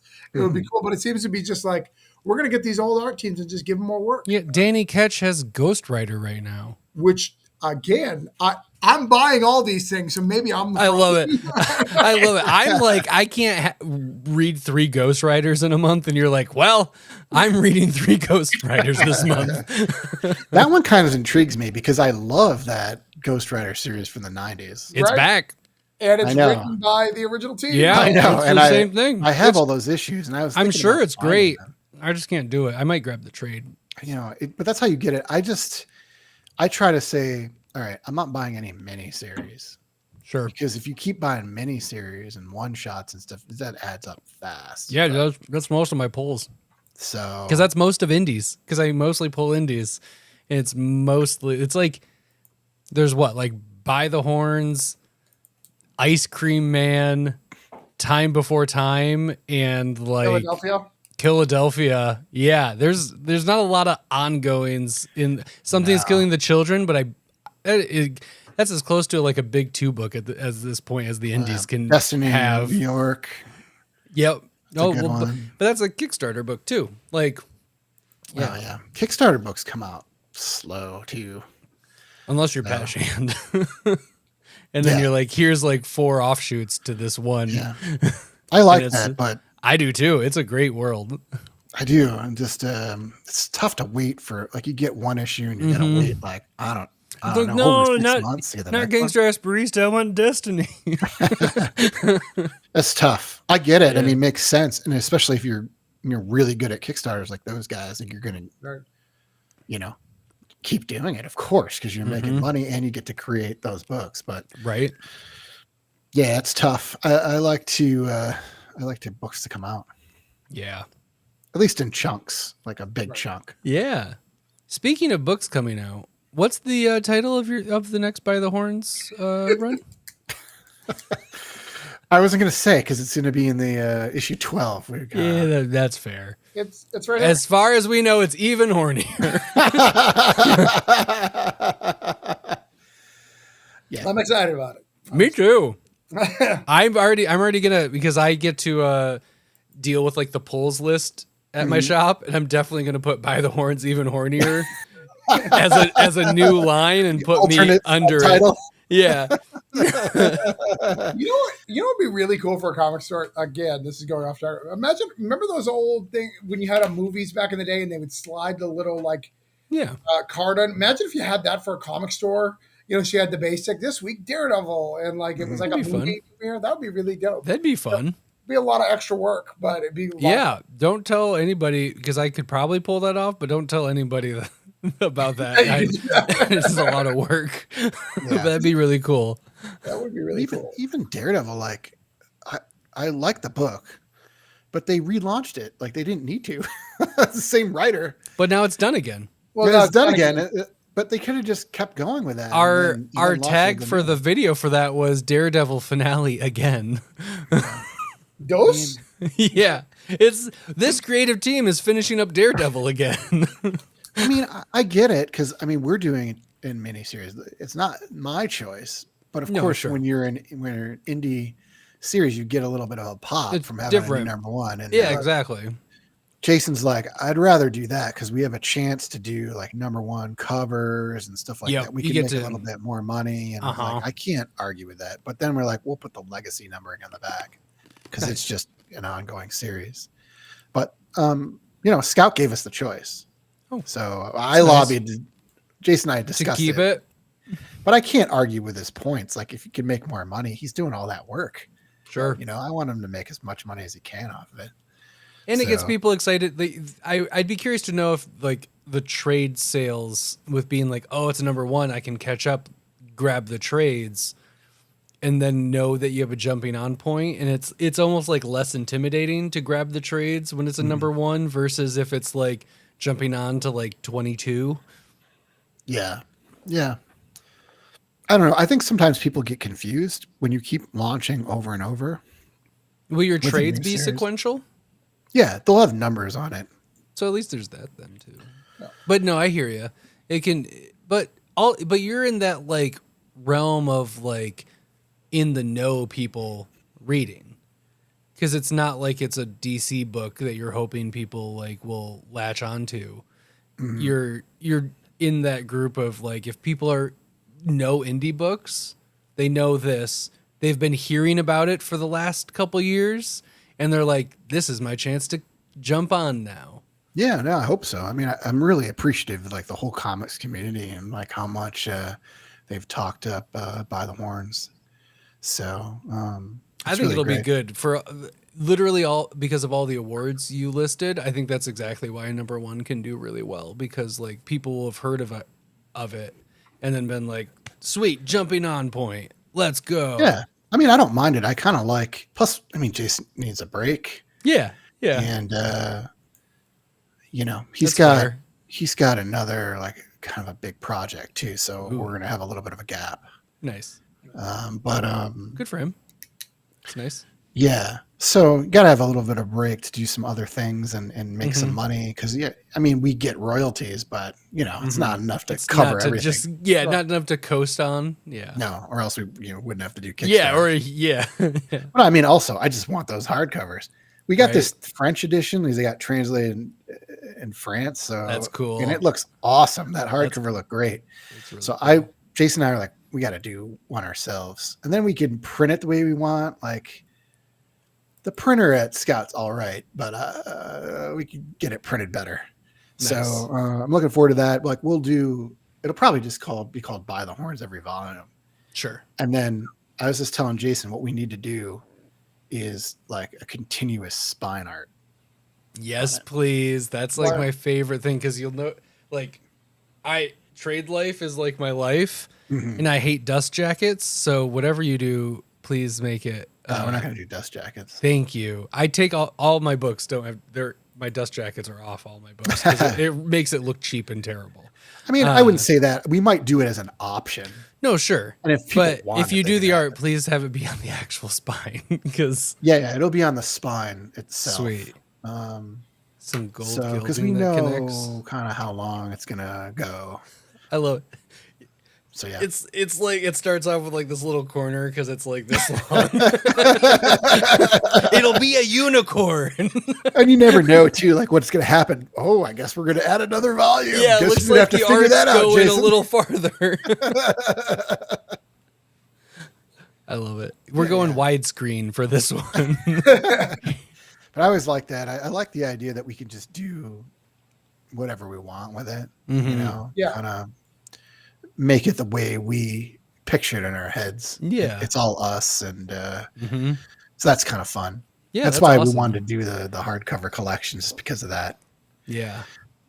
So yeah, it's gonna look nice. And Jason he's almost done with the Evelyn short story. So Sweet. we'll be going to print pretty soon with that one. Cool. Nice. Awesome. So I think it's time for the questions. Yeah, me too. I think we've got to the question part. We've run about an hour and a half. I agree, Magneto shirt man. Thank you. Yeah. I It's just short compared to the Metalheads podcast. Well, we go long, but we go over your career and we try to check things out and we do stuff. But you're always welcome back on when you got new stuff. It sounds like you got some new stuff, and we still have questions. These questions normally. And I would like to talk about vinyl and the record stuff, but we try to be purists on this show and stick it to comics. But I'm also really boys, whatever you want. I have a very large vinyl collection, and I love music. Okay. So we'll just do that in another time. It'll be vinyl level up. We'll have you and Matt Knowles. Those are the only two people we know doing vinyl. So Nice. Sweet. all right, so we got to ask 3 questions. And by the way, these questions are not short answers, so you'll probably still be here for a bit. So don't Or fret. they could be short answers. It's literally your answers, so it's up to you. All right, are you ready for number 1, good sir? Sure. What do you think makes you stand out in the comics market? Oh, jeez. Well, I got a mohawk. Nice. So, Yeah, I like that. It's personal. I mean, I don't know. I think, as far as writing, I think it's kind of what I said before. I think I'm really, really good at writing just a high powered action adventure series, but then layering it. And I incorporate all kinds of stuff into mine, you know. I've made people cry with my comics. You know, laugh. We put humor in there. So, and you know, having unique stories I don't think people have done before, and then being able to do that, to kind of pull that off, which is it's become easier over the time. It's how I write, but to get that balance right, I think I just don't see it that much in comics, or I'd be reading all those comics. Yeah, especially in long form, like in ongoing. Like it's easy to do those like 1-2 punch, but then to do it for a lot of comics are super 8 talky, and then 12, and like a lot of comics are real talky, and that's fine. I sometimes like that, you know, but you know, I like to make really exciting comics, but then layer it with stuff. Yeah, And I think I'm at a good level with that. I'm pretty happy with it's how a good I'm mix. working it out. Yeah. Yeah. So obviously things are going well. Longest running thing, title in Scout history, amazing success there. But obviously it doesn't just happen. When things become difficult, what makes you keep going down this path and keep pushing to put out comics and to create? I mean, I just have stories I got to get out of my head. So, and when I start a project, I'll do it till it's done. Like I posted this was it yesterday or something? James Gunn wrote something about how you need to finish everything that you do. That's what separates successful people from non-successful people. And I think there's a lot of people in the comics industry who will like throw something against the wall, see if it sticks. And I'm not that guy. The Bruce Lee diet of comic books. Yeah. You know, there's people who do like a ton of books, and you know, that's fine. But I like to concentrate on the quality. And then I really believe in the project. So, yeah, I think I'm always going to see it through if I start it. So a mix of internal drive and having like a good gut feel for what's worth doing. Yeah. I mean, I don't have a lot of difficulty. I mean, sometimes I wish things were done a little faster, because, you know, as a writer, you're kind of at the mercy of the artist. Yeah. But I understand, you know, that's like the majority of the work. Right. And they can't do it until they have, it's not like they can do it while you're working on yours as easily too. Yeah. Yeah. I mean, for me, it's tough too, because I feel like I need to know the artist to really work with them. Like, I don't always feel comfortable, or I don't always trust the artist, you know, just to hire them, I guess. Yeah. It's what I love about working with Jason. I love that about Ignacio. Like, I know that they're trustworthy people who want to see projects through to the end. Yeah. And like believe in the projects. So, you know, I always try to make it a point to really get to know everybody in the team. Like, you know, I love Steve, our colorist. We just do Zooms just to catch up and talk, like me, Jason, and Steve. You know, so we've spent a lot of time doing that kind of thing. And so, yeah, I guess maybe that's like a difficult thing for me, because I have stories that are written. Yeah. And I got to find the right artist for it. Sure. And I have a hard time doing it if I don't know them. Like, sure. You're not into flings. I'm a relationship guy. You're a relationship guy. Yeah, I totally am.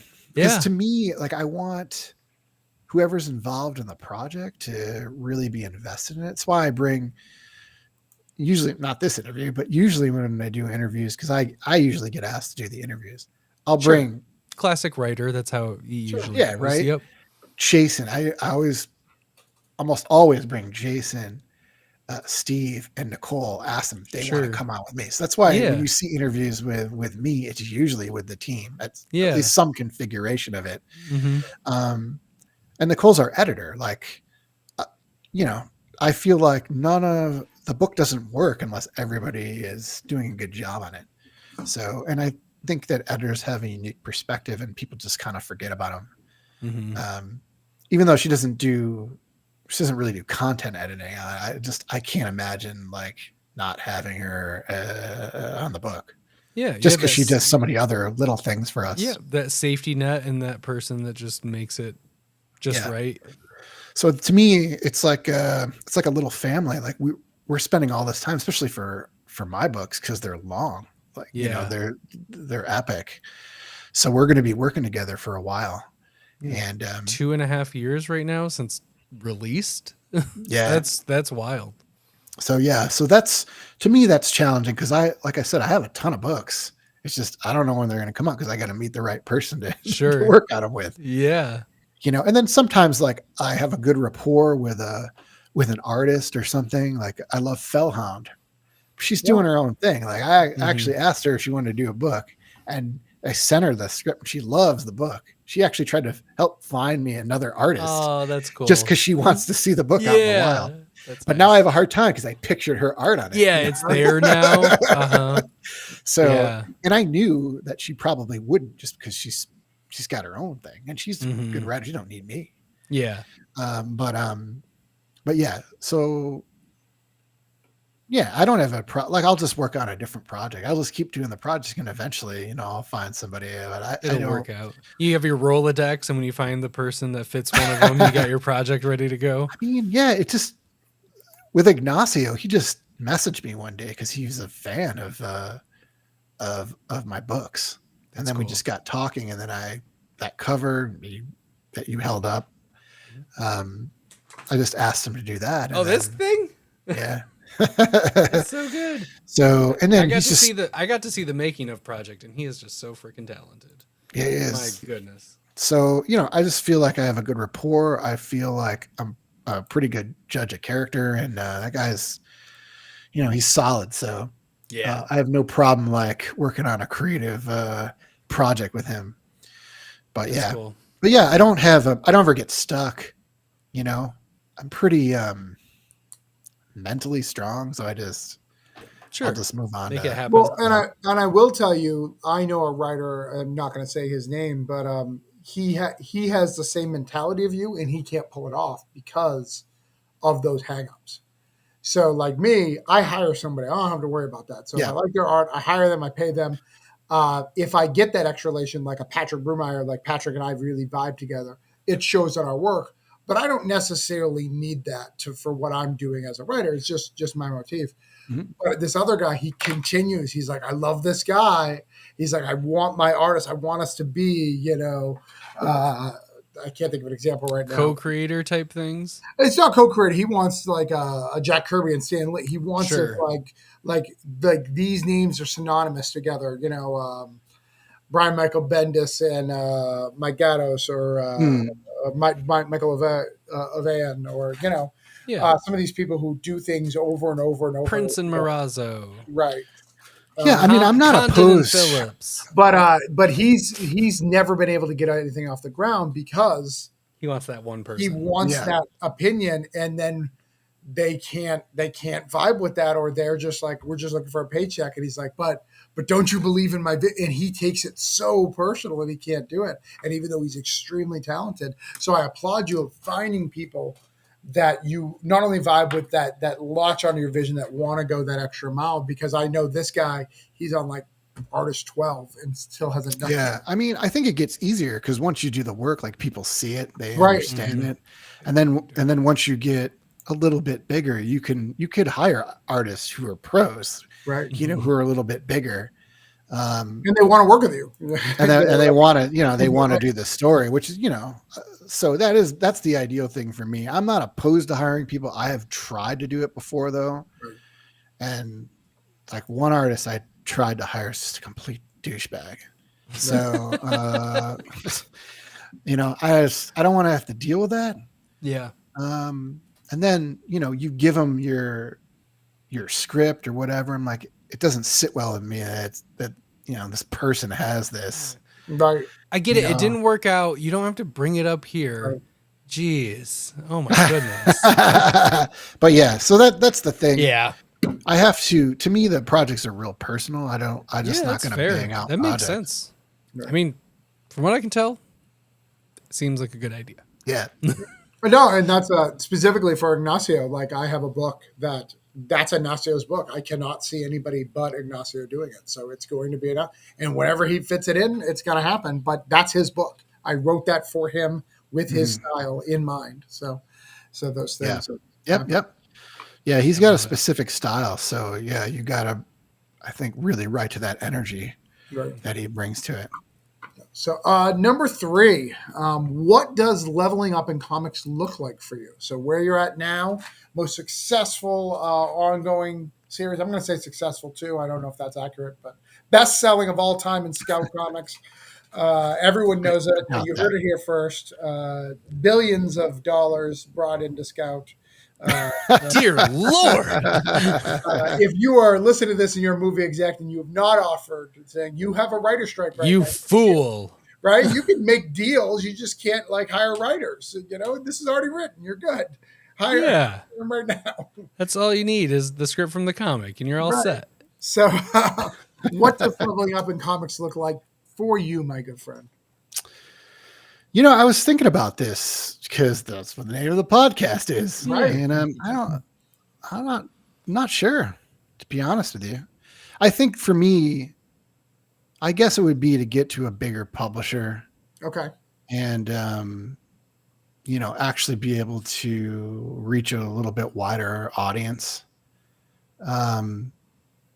So yeah, I think going forward, I probably will just pitch some of the bigger publishers. And then if it doesn't work out, I would just go to Kickstarter because the smaller publishers are picking up books from Kickstarter anyways. Mm-hmm. So yeah, I think that would be it, just because, I'd like more people to read By the Horns or Voracious, and I think they would enjoy it. Mm-hmm. So, and a lot of people are. Like, somebody just pointed out my Goodreads, which I don't really look at that much. Yeah. And the scores on there are crazy high for cool. all the books. Nice. So, and I don't know any of those people on there. So I thought that was pretty cool. That is really cool. Yeah. I mean, our ratings in general are super high for having a book going on this long.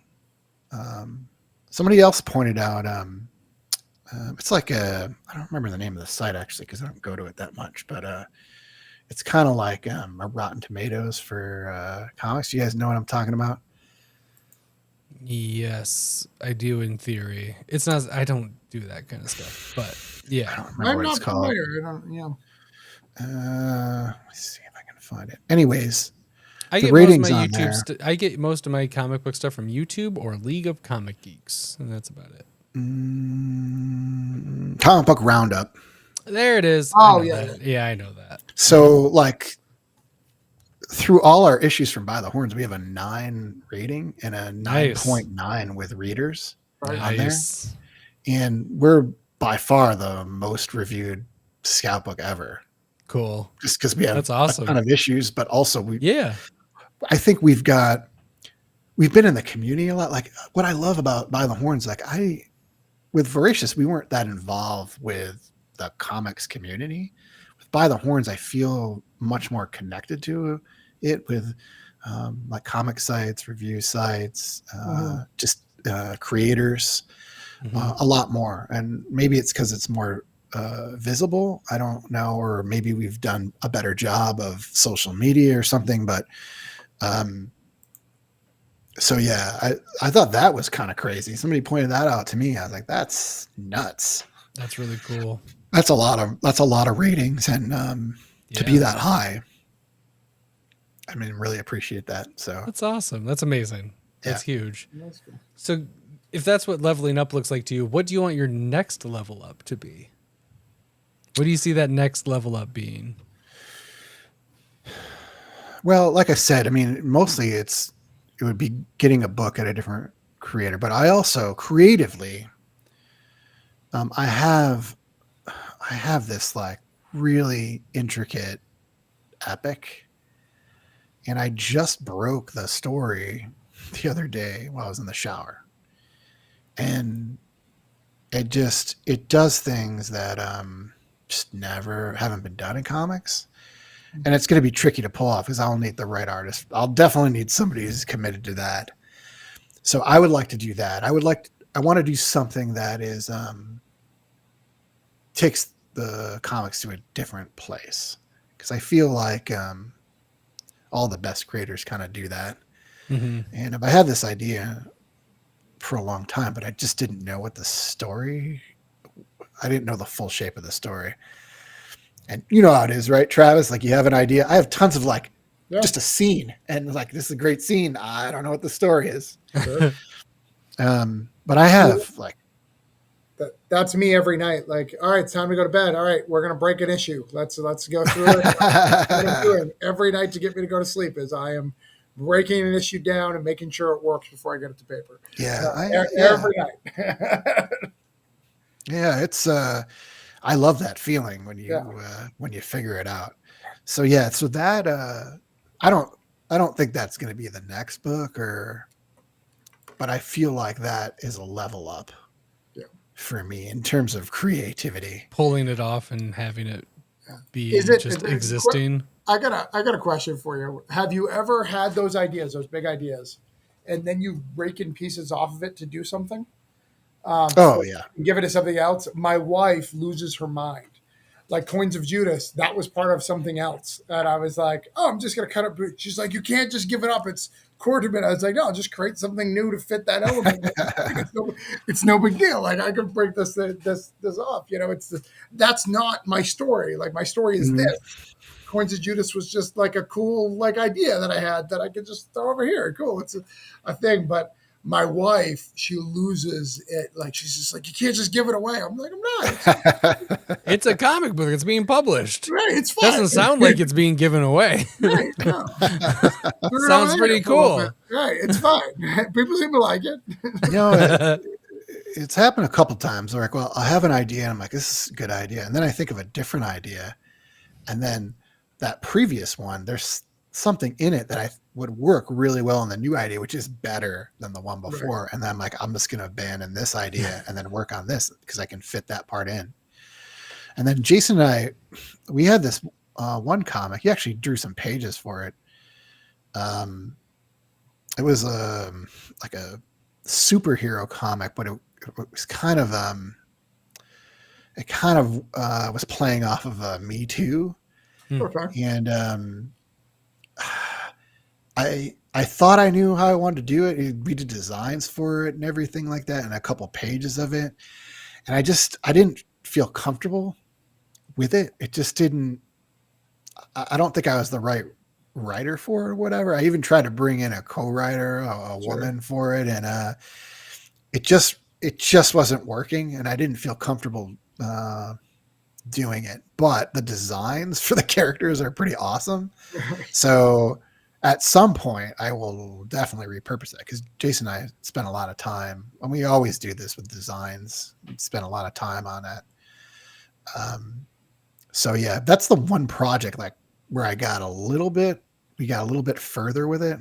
Jason wanted to do let's try to do issues of a bunch of different books, and we'll get to them eventually, but we can pitch them all and then see which one goes next. Right. Yeah. And I was like, that's a pretty good idea. Like, as long as we do all the books.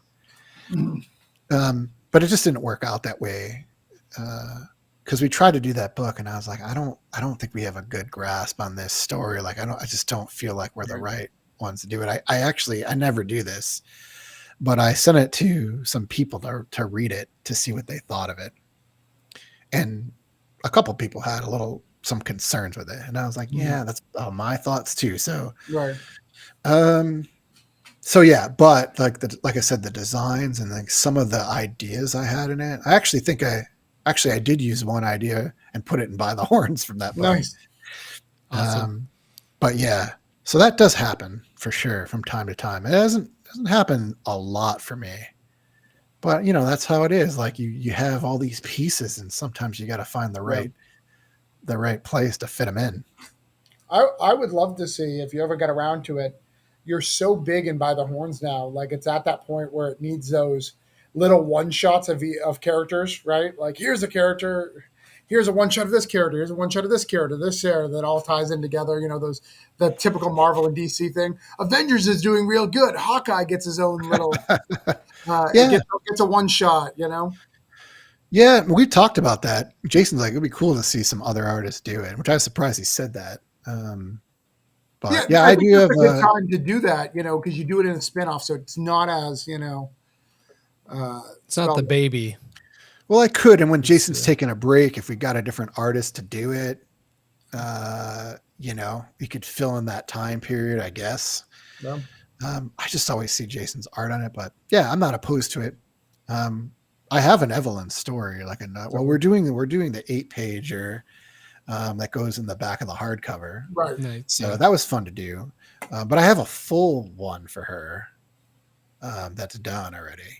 But I tend to put the one shots kind of like we did a one shot in the series, right? Yeah. The origin story, you could read that on its own. Issue 6 of the first series, and then issue 7, I think so. 7 of Dark Earth is like pretty self-contained. So I didn't know I was going to do that. I kind of like it. I feel like I got to continue it for the next volume. Yeah, it definitely has to now continue. It's kind of a character spotlight, you know. Well, and again, that's the freedom of doing something that's an ongoing, right? Like when it's an ongoing, you have that time. All right, we can take a break, explore this side character for a minute. Doesn't have to impact the rest of the story, but I just want to tell this story to make you care about this character a little bit more. You have that freedom to do that, you know. You see that TV series, right, where you're like, this is not the normal like flow of series, but like it's because they now have to fill 12 episodes instead of, you know, the normal 8 series by or whatever, you know. The By the Horns annual. Oh, an annual. There you go. Yeah, that'd be cool. Yeah, maybe we'll see.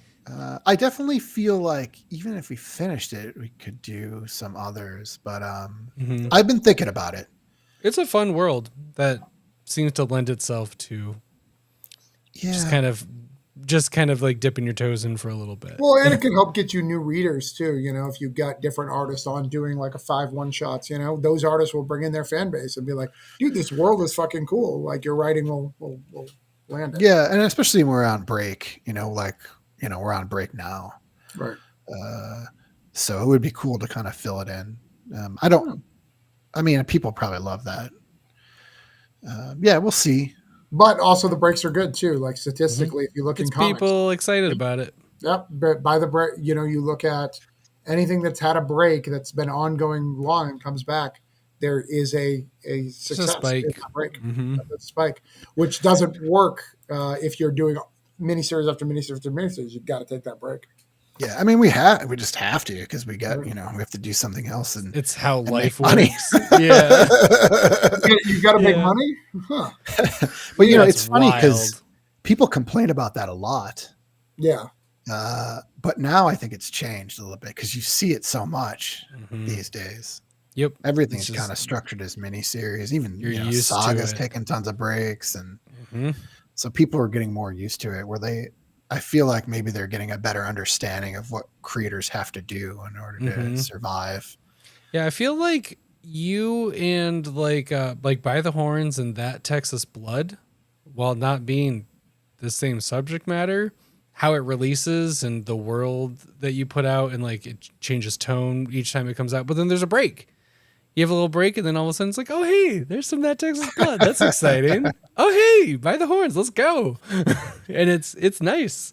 And it makes you like, there's a reread period where you can, like, you see in previews, and you're like, all right, I got like 2 months for me to like reread this and like get back and get ready for the next one. And I dig that. I like that a lot. Yeah, I mean, we spent a lot of time too talking to Scott. Like, here's how I think we should structure it because we're going to be on break.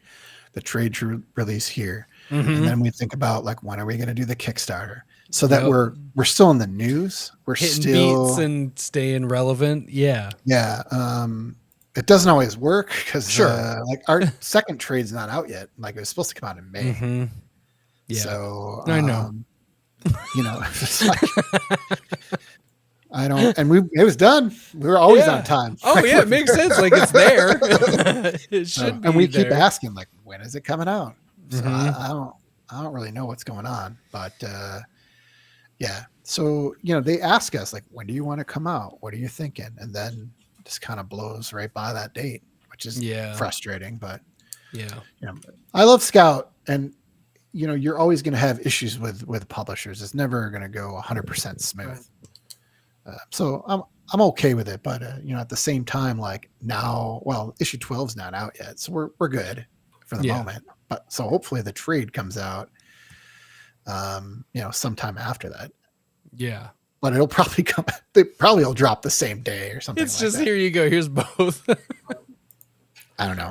I think Scout's still dealing with the paper shortage from back in the day, and they're still like doing it as quickly as they can. But it's annoying, I mean, they got a lot of books. Like when we They started, do. Yeah, that's the big the thing. volume is way different than the first By the Horns.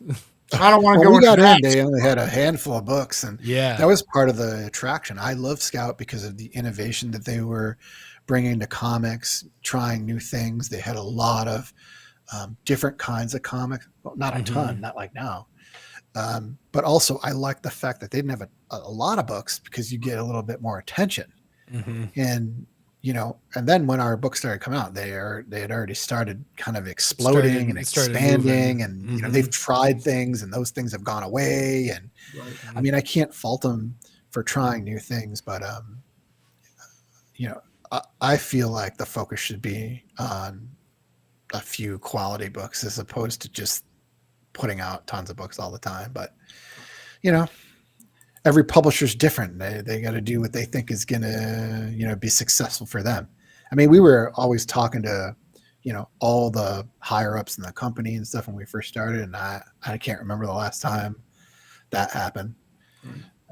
But that's what happens when you get super busy and, you're putting out all these books and you got a business to run. But the positive is, though, I agree with you. I feel the same way. I wish there was far less. I wish they had half the catalog every month.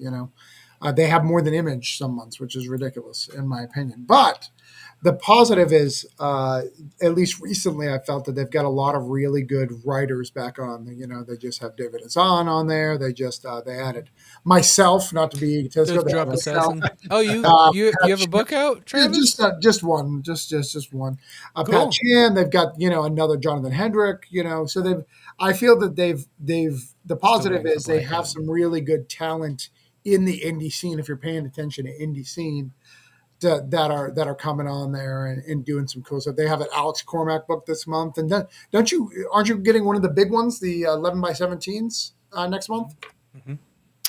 Oh yeah, the legendary edition. Yeah, the legendary editions. Yeah, you're getting one of those next month, which I think is really really cool. I'm getting one of those next month. It's cool, and we go the extra mile. So we did all the original line work in it instead of just converting it to black and white, which most of those books are. They just take the color and convert them. So I was like, neat. Jason, you should put your original line work, and then we have the original line work for some of the covers, like Maria Wolt's cover, because I actually own the cover, and sweet. So yeah, so we did that, and that was a pain, like just doing it in black and white. I don't know how many proofs we went through that thing, because we would find things in it like, this doesn't look right. But yeah, it's done. So I don't know when it's going to print, but I guess you know more than I do. I guess it's in previews right now. We'll actually add it to the show notes. It's in previews right now. It's in previews now. I was like, I know it's. I get the catalog every month. I haven't gotten it yet though. Yeah, the catalog comes out this week. It's in private chat if you want to just copy it down for yourself, so you don't have to go hunt it down later. But those are the numbers. You and can then put it in chat too, man. I did put it in the chat. Oh, I just didn't hit send. No, you didn't. I just put it in chat. I didn't hit send. I just put it. Oh, so it's coming out. It's September, so it's coming out. It's in previews this month. So that means it'll be November. I just have a line at my shop that's the legendary editions, and I just get them all because I started it, and now I can't stop. Yeah, November 29th is the release date. They're really cool. They're like the coolest things, I think, anything in terms of special edition books. It's about as cool as it gets. Let's talk about it. I mean, only the best, in my opinion, Scout has done really good at only the best books, like literally the best books. Recount, White Ash, Electric Black, or Phantom Star Killer. Phantom Star Killer. And that's it, right? I think. Yeah, that's it. If there's more, I messed up. Yeah, no, it's cool. And there's some other one too, not legendary. They do the Legacy Edition. The Legacy Edition that too. Which I also have those. Oh, you're getting a Legacy one too? Yeah. Yes. Oh no, I guess they did Mr. Easter for Legendary Edition and King Jara. I don't have the Mr. Easter. Didn't that? Oh, We Don't Kill Spiders. Look at that. I have the We Don't Kill Spiders. That one's cool. That was a cool book. I like that one. Mm-hmm. We Don't Kill Spiders is really good. That and it eats what feeds it. Another of my favorite Scout books is that 2020, 2021 alum years. Yeah, I'm stoked. I mean, I gotta ask. I assume we're getting comps of that, but we better. You hope so. I want it because I know Jonathan Hedrick got some for Recount, so I would nice. assume you would get them. Sweet. Yeah, I'm gonna ask anyways, though. I want to make sure. Yeah, that's a good call. But yeah, I know that's we're cool. live, but yes, do that. I'm excited because I had to convince Jason to do his original line work because he, like most artists, they hate what they did the day before. Yeah, it's Even though he's past that now. It's the artwork in that is just so good. But yeah. So it looks cool. Sweet. I'm excited to see it, and we wanted to give somebody who's going to pick it up. We didn't want to just convert it to black and white. They did it. They actually did it for us. I'm like, this doesn't look right to me. Sure. So that makes sense, especially with just how the book looks. Mm-hmm. That just like hitting monochrome on Photoshop wouldn't do it very much justice. Yeah. The only thing that got the cover, which I just looked it up here. That one is converted straight from the colors. But everything it turned out well though. It looks good. It looks Sweet. good. Yeah. But yeah, everything inside is now Jason does digital. Nice. That's pretty cool. So Sure. his stuff has got a little bit more. I would say I would hope so, given how it looks. That would be. Yeah. He does a lot of gray and that poor man doing that. That would be wild. Yeah. He takes a year off so he can do 6 issues of just this book. I mean, he could do, I think it takes Jason 5 weeks. And that's doing lettering. And it's doing everything. Yeah. That makes sense. It's a good chunk of time. Yeah. So he's actually pretty fast. For doing all of that, that is impressive. He does a page a day and he works Monday through Friday. And then he doesn't do pages on the weekend unless we're getting close to deadline. This is crunch time. Because he just went on this. It was a Marvel artist retreat to fun France. La la. For Disney, and there was only like 5 artists who were invited to it. Nice. And so that took time off his schedule, but I was like, gotta do that. I mean, how do you not do that? Yeah. So so that was a great experience for him, and but yeah, stuff always it comes up. So we've been pretty good with schedules through the years. Nice. Well, cool. Well, I hope everybody, if you're watching this and you haven't checked out, oh, that's nice. And you haven't checked out By the Horns, you should check out By the Horns. Grab the first trade, and if it didn't work out, you can just yell at me online because I'm never online, but you can just harass me on there. But I'm pretty sure you won't because it's rad as fuck. And it's definitely something special. And it's if you want to come at us because you don't like it, we will just tag the whole creative team so they can call you out directly. So we'll just I'll just mute you and miss it. It's fine. We have no problem making you feel bad for your bad decisions, right? And if you want to do that, in the description, you can find website, scout site, links to all the different things to go support this great team, the team in general, because the whole book as a whole is fantastic. I appreciate it, boys. We appreciate you coming on. But Yeah. do you have anything else you want to say or promote while you're here before we sign you off? Well, yeah. First of all, I want to say congrats on funding Cthulhu Invades Neverland. That's Thank you. I'm sure you were Congrats. scared, but we weren't. We weren't. I promise. I wasn't scared at all. I knew you were going to do it. You I added wasn't me. worried It's and gonna- talking I about knew it once you beforehand added going, me- oh boy. Right. Once I had Of you, it was Yeah. easy peasy. Right. Smooth Uh, sailing. But I also want to say congrats on the new hospice universe endeavor. That's freaking awesome. Hey. And for joining Metal Ninja. Nice. Yes. Yeah. All big news from you. That was really Look cool. at you. Yeah. Yeah. Look at these moves. Look at all this leveling up Look going at all this on. level. I should be on this show. Oh Yeah. my I'll goodness. co-host. Yeah, perfect. Oh, here we go. Perfect. Let's go. Episode 2. Run it over. You got cool graphics for me, Todd? Yep. let me, I'll load them right up. Yeah, I would totally do that. You should do it. That'd be fun. Do Yeah. like end of the year. Well, that's too far, I guess. You should do it now. You got some big announcements. So There'll it'd be cool to talk something. about it. There'll be a moment in time Yeah. when we'll be like, this is it. Yeah. I'm always on the cusp of doing something really, really cool, like with a publisher or something that will like really level me up. I think the next one will just make sure we market it and like announce it here and make it a thing. Yeah.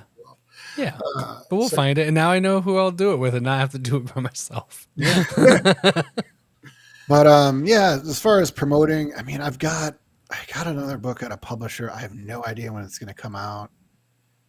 Can you so say not- what the publisher is? yeah, it's Outland Entertainment. Same. Sweet. So place check that I them did, out. Did the prose story, but this is a comic project. Cool. They asked me to do it. Nice. And, it's great, and it's Sweet. like one of my favorite characters that I've ever written in it. Nice. I really feel close to the character in that, and then the first issue is going to be another big one. It's like 60 Nice. So artists like maybe halfway done with it. Sweet. Oh, I just looked them up. They have We're Both Gamers, so they have the Deadland properties. Oh, neat.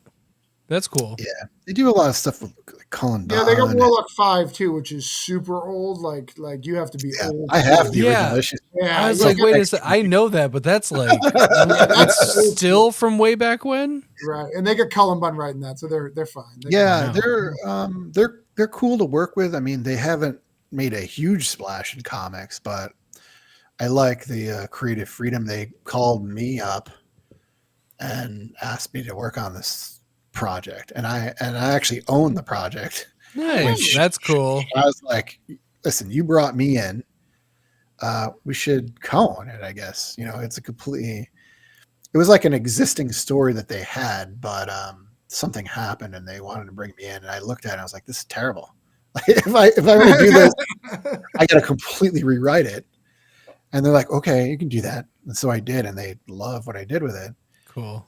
And they're like, well, how do you want to go about the rights to it? I was like, we should split it. I would never even do this project. You can bring me Right. on. Like, you're paying for the art. You're doing Doing all the art, stuff. right? This is like the dream. I have that with one of my contracts. Yeah, it's So, I mean, that's the dream, is like you just write and they pair you with an artist and then they pay for the stuff. And then you get like royalties or you get paid or whatever. You know, that's ideal for me. Yeah, it's pretty great. Because then I don't have to worry about that whole thing with, you know, which artist am I going to Right? Because it's just out of your hands. It just is what it is. who cares if Jason burns out? You'll just get another one. I'll get another Jason. And another one. Jason can't be replaced. Like, That is true. That's Jason. that's my ride or die. That kills it. Yeah. I mean, he's a good friend of mine now. Like, we Mhm. became friends because we grew up Yeah, in that's comics great. together. I'm never that's I'm really never nice. going to not do a book with Patrick from Granite State Punk. Like, Yeah, that's I mean, not gonna happen. When you find people like that, you know, and you gel so well, you know, you hope to do projects like I want to see Jason do great things. elsewhere. But I hope we But always. always have something going. Yeah. That's cool. So yeah, so that book will be coming out at some point. Take a look out for that. Yeah. Keep that on the horizon. I'm all over the Orange Cone production shit. Right. Hey. So Neverland. Cone up. It's only written for that one Irish anthology, which, by the way, I only got one copy of it. I keep asking Nice. them for more. I never get it. What was your story called in it? It's called Never Alone. The full story is up on my website. Hold up. Ha ha. You did it. Oh, you got it? Let me see. I do have it. It's a horror story. screen. And All right. yeah, I think it's a great one. And it was actually Lightning Strike 8. Obviously. when I saw the classic. submission, I was like, Jason, we should do this. And you know what we should do? We should use it as a test for the colorist. Nice. And we did. And so Nice. Andre killed it on that. That's cool. We got Steve because Andre decided he was going to step away from comics because he had to do other things to make money. He was really only doing our book. Sure. He's a great colorist. Like both Andre and Steve, I think, are some of the best colorists because the way that they do just like 3D rendering, you just don't really see that in It comics. really hits. Yeah. It's funny too because like the people that win awards, I look at our colors like it's crazy because what they're doing is way more intensive. And part of it because we're kind of dicks and like we're like, we need you to do this and make it the best book. You see that little sword laying in the way background. We need that to like actually come alive. That's gotta pop. So, but the great thing about it is that Steve loves that. Like he feels like we've made him a better colorist. That's cool. And he's great. Like I said, we do these meetings where we just hang out and talk, and so we become friends, and I love that. That's awesome. Let's see what else. So I also did I did lyrics for an album. My friend Trevor Ports, who's in the Ashen Horde and Abhorria, he writes all the songs for it. I met him on the Metalheads podcast, and so he asked me to write lyrics for this thrash project that he's doing. Sweet. So people don't know what thrash is. Just think Slayer or really Metallica. It's fast. Mm-hmm. So that was really fun to do. It was kind of like being back in college and writing poetry or something. That's cool. Yeah.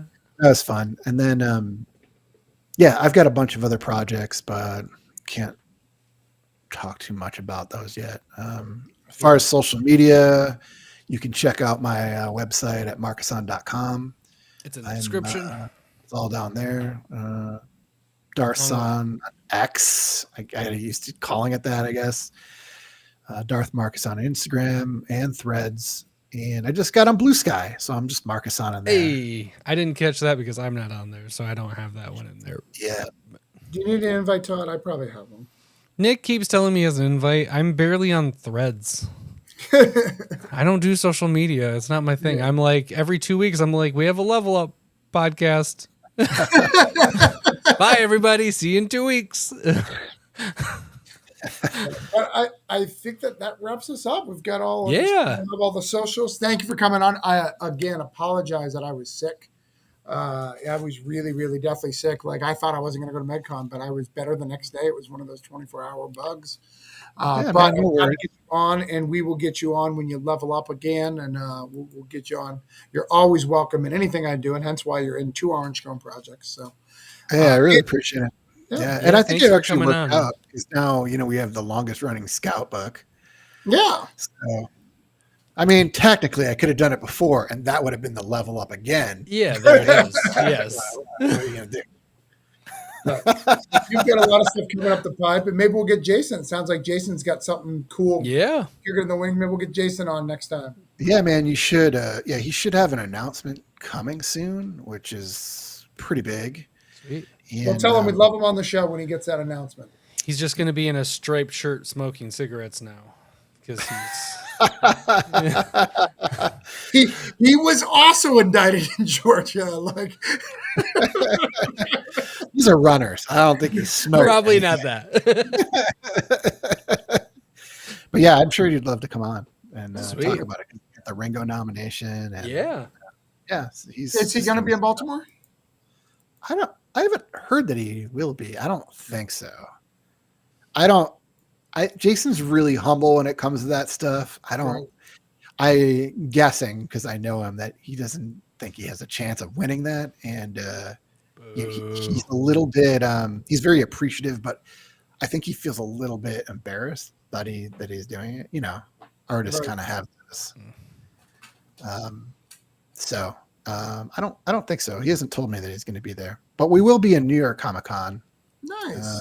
We'll just be there Thursday. I'm not sure how long I'm going to be there. I found out Scout told me they were going to be there, and then they just told me they're not going to be there now. They're not going to have a booth anyways. So I don't know if they're going to have anything else or there's going to be other creators. I was hoping to sign because that's why I asked him about it. Because I'm from New York. Right. So I've never been to that show. I refuse to go. This is a weird hang up for me because I was invited to San Diego this year, and I was vetted to New York. And I don't want to go unless I have a book releasing there or an announcement of a release. Like, just because as a kid growing up, I used to get so excited. Like back in the day when like Newsarama like actually posted comic news, like you would read like the Marvel announcements like live. They were in the like auditorium like doing it. Like I want that thing. So until that happens, I refuse to go to either of those cons. Not because I don't love them, but I want that thing.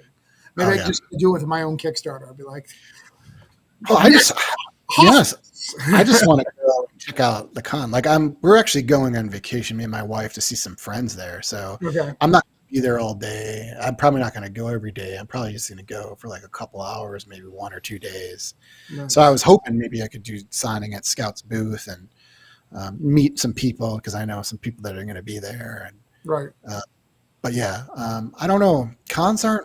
I'm not big on cons anymore. Right. Just because it's so expensive. So unless I get invited to a con, like Grand Rapids Comic Con, dude, I want to go to Grand Rapids. You just need to talk to the people, get us the invite. I'll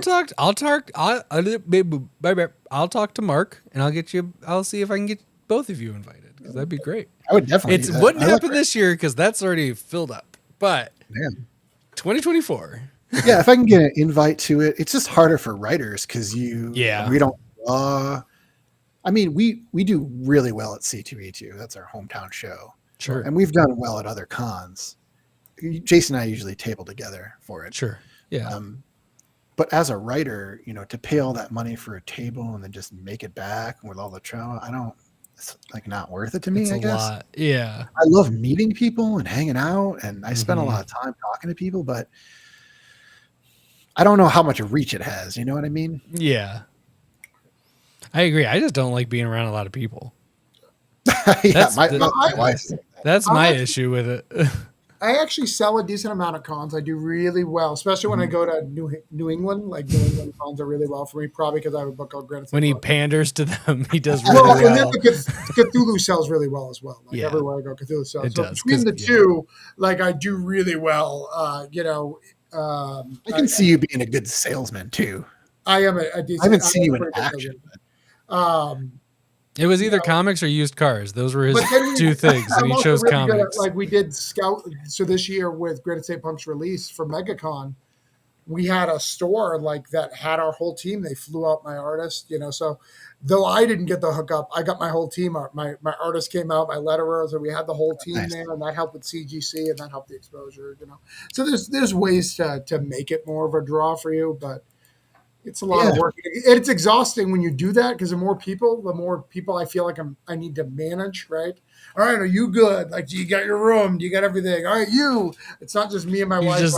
You're just in dad mode. Yeah, we're going the first thing you said before you started the podcast was like, Todd, you got to go to the bathroom.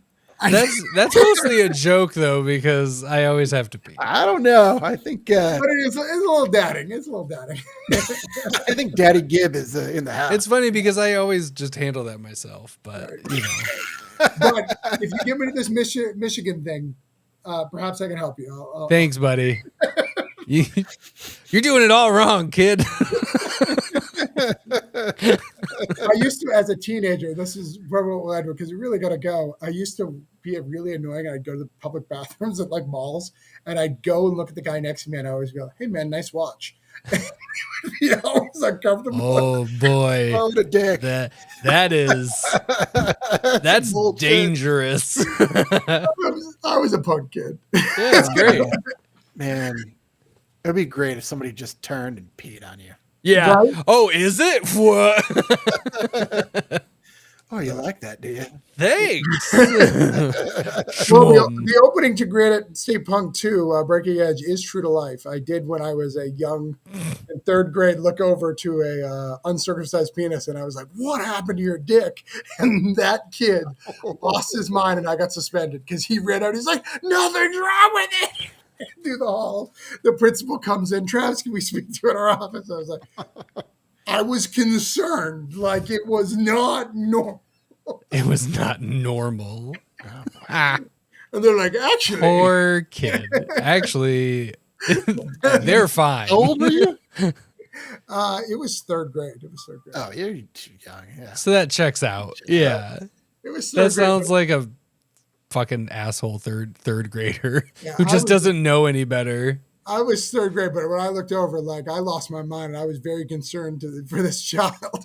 And his life's never been the same. He probably has stories about it. He's probably gonna. He's saying that on his podcast.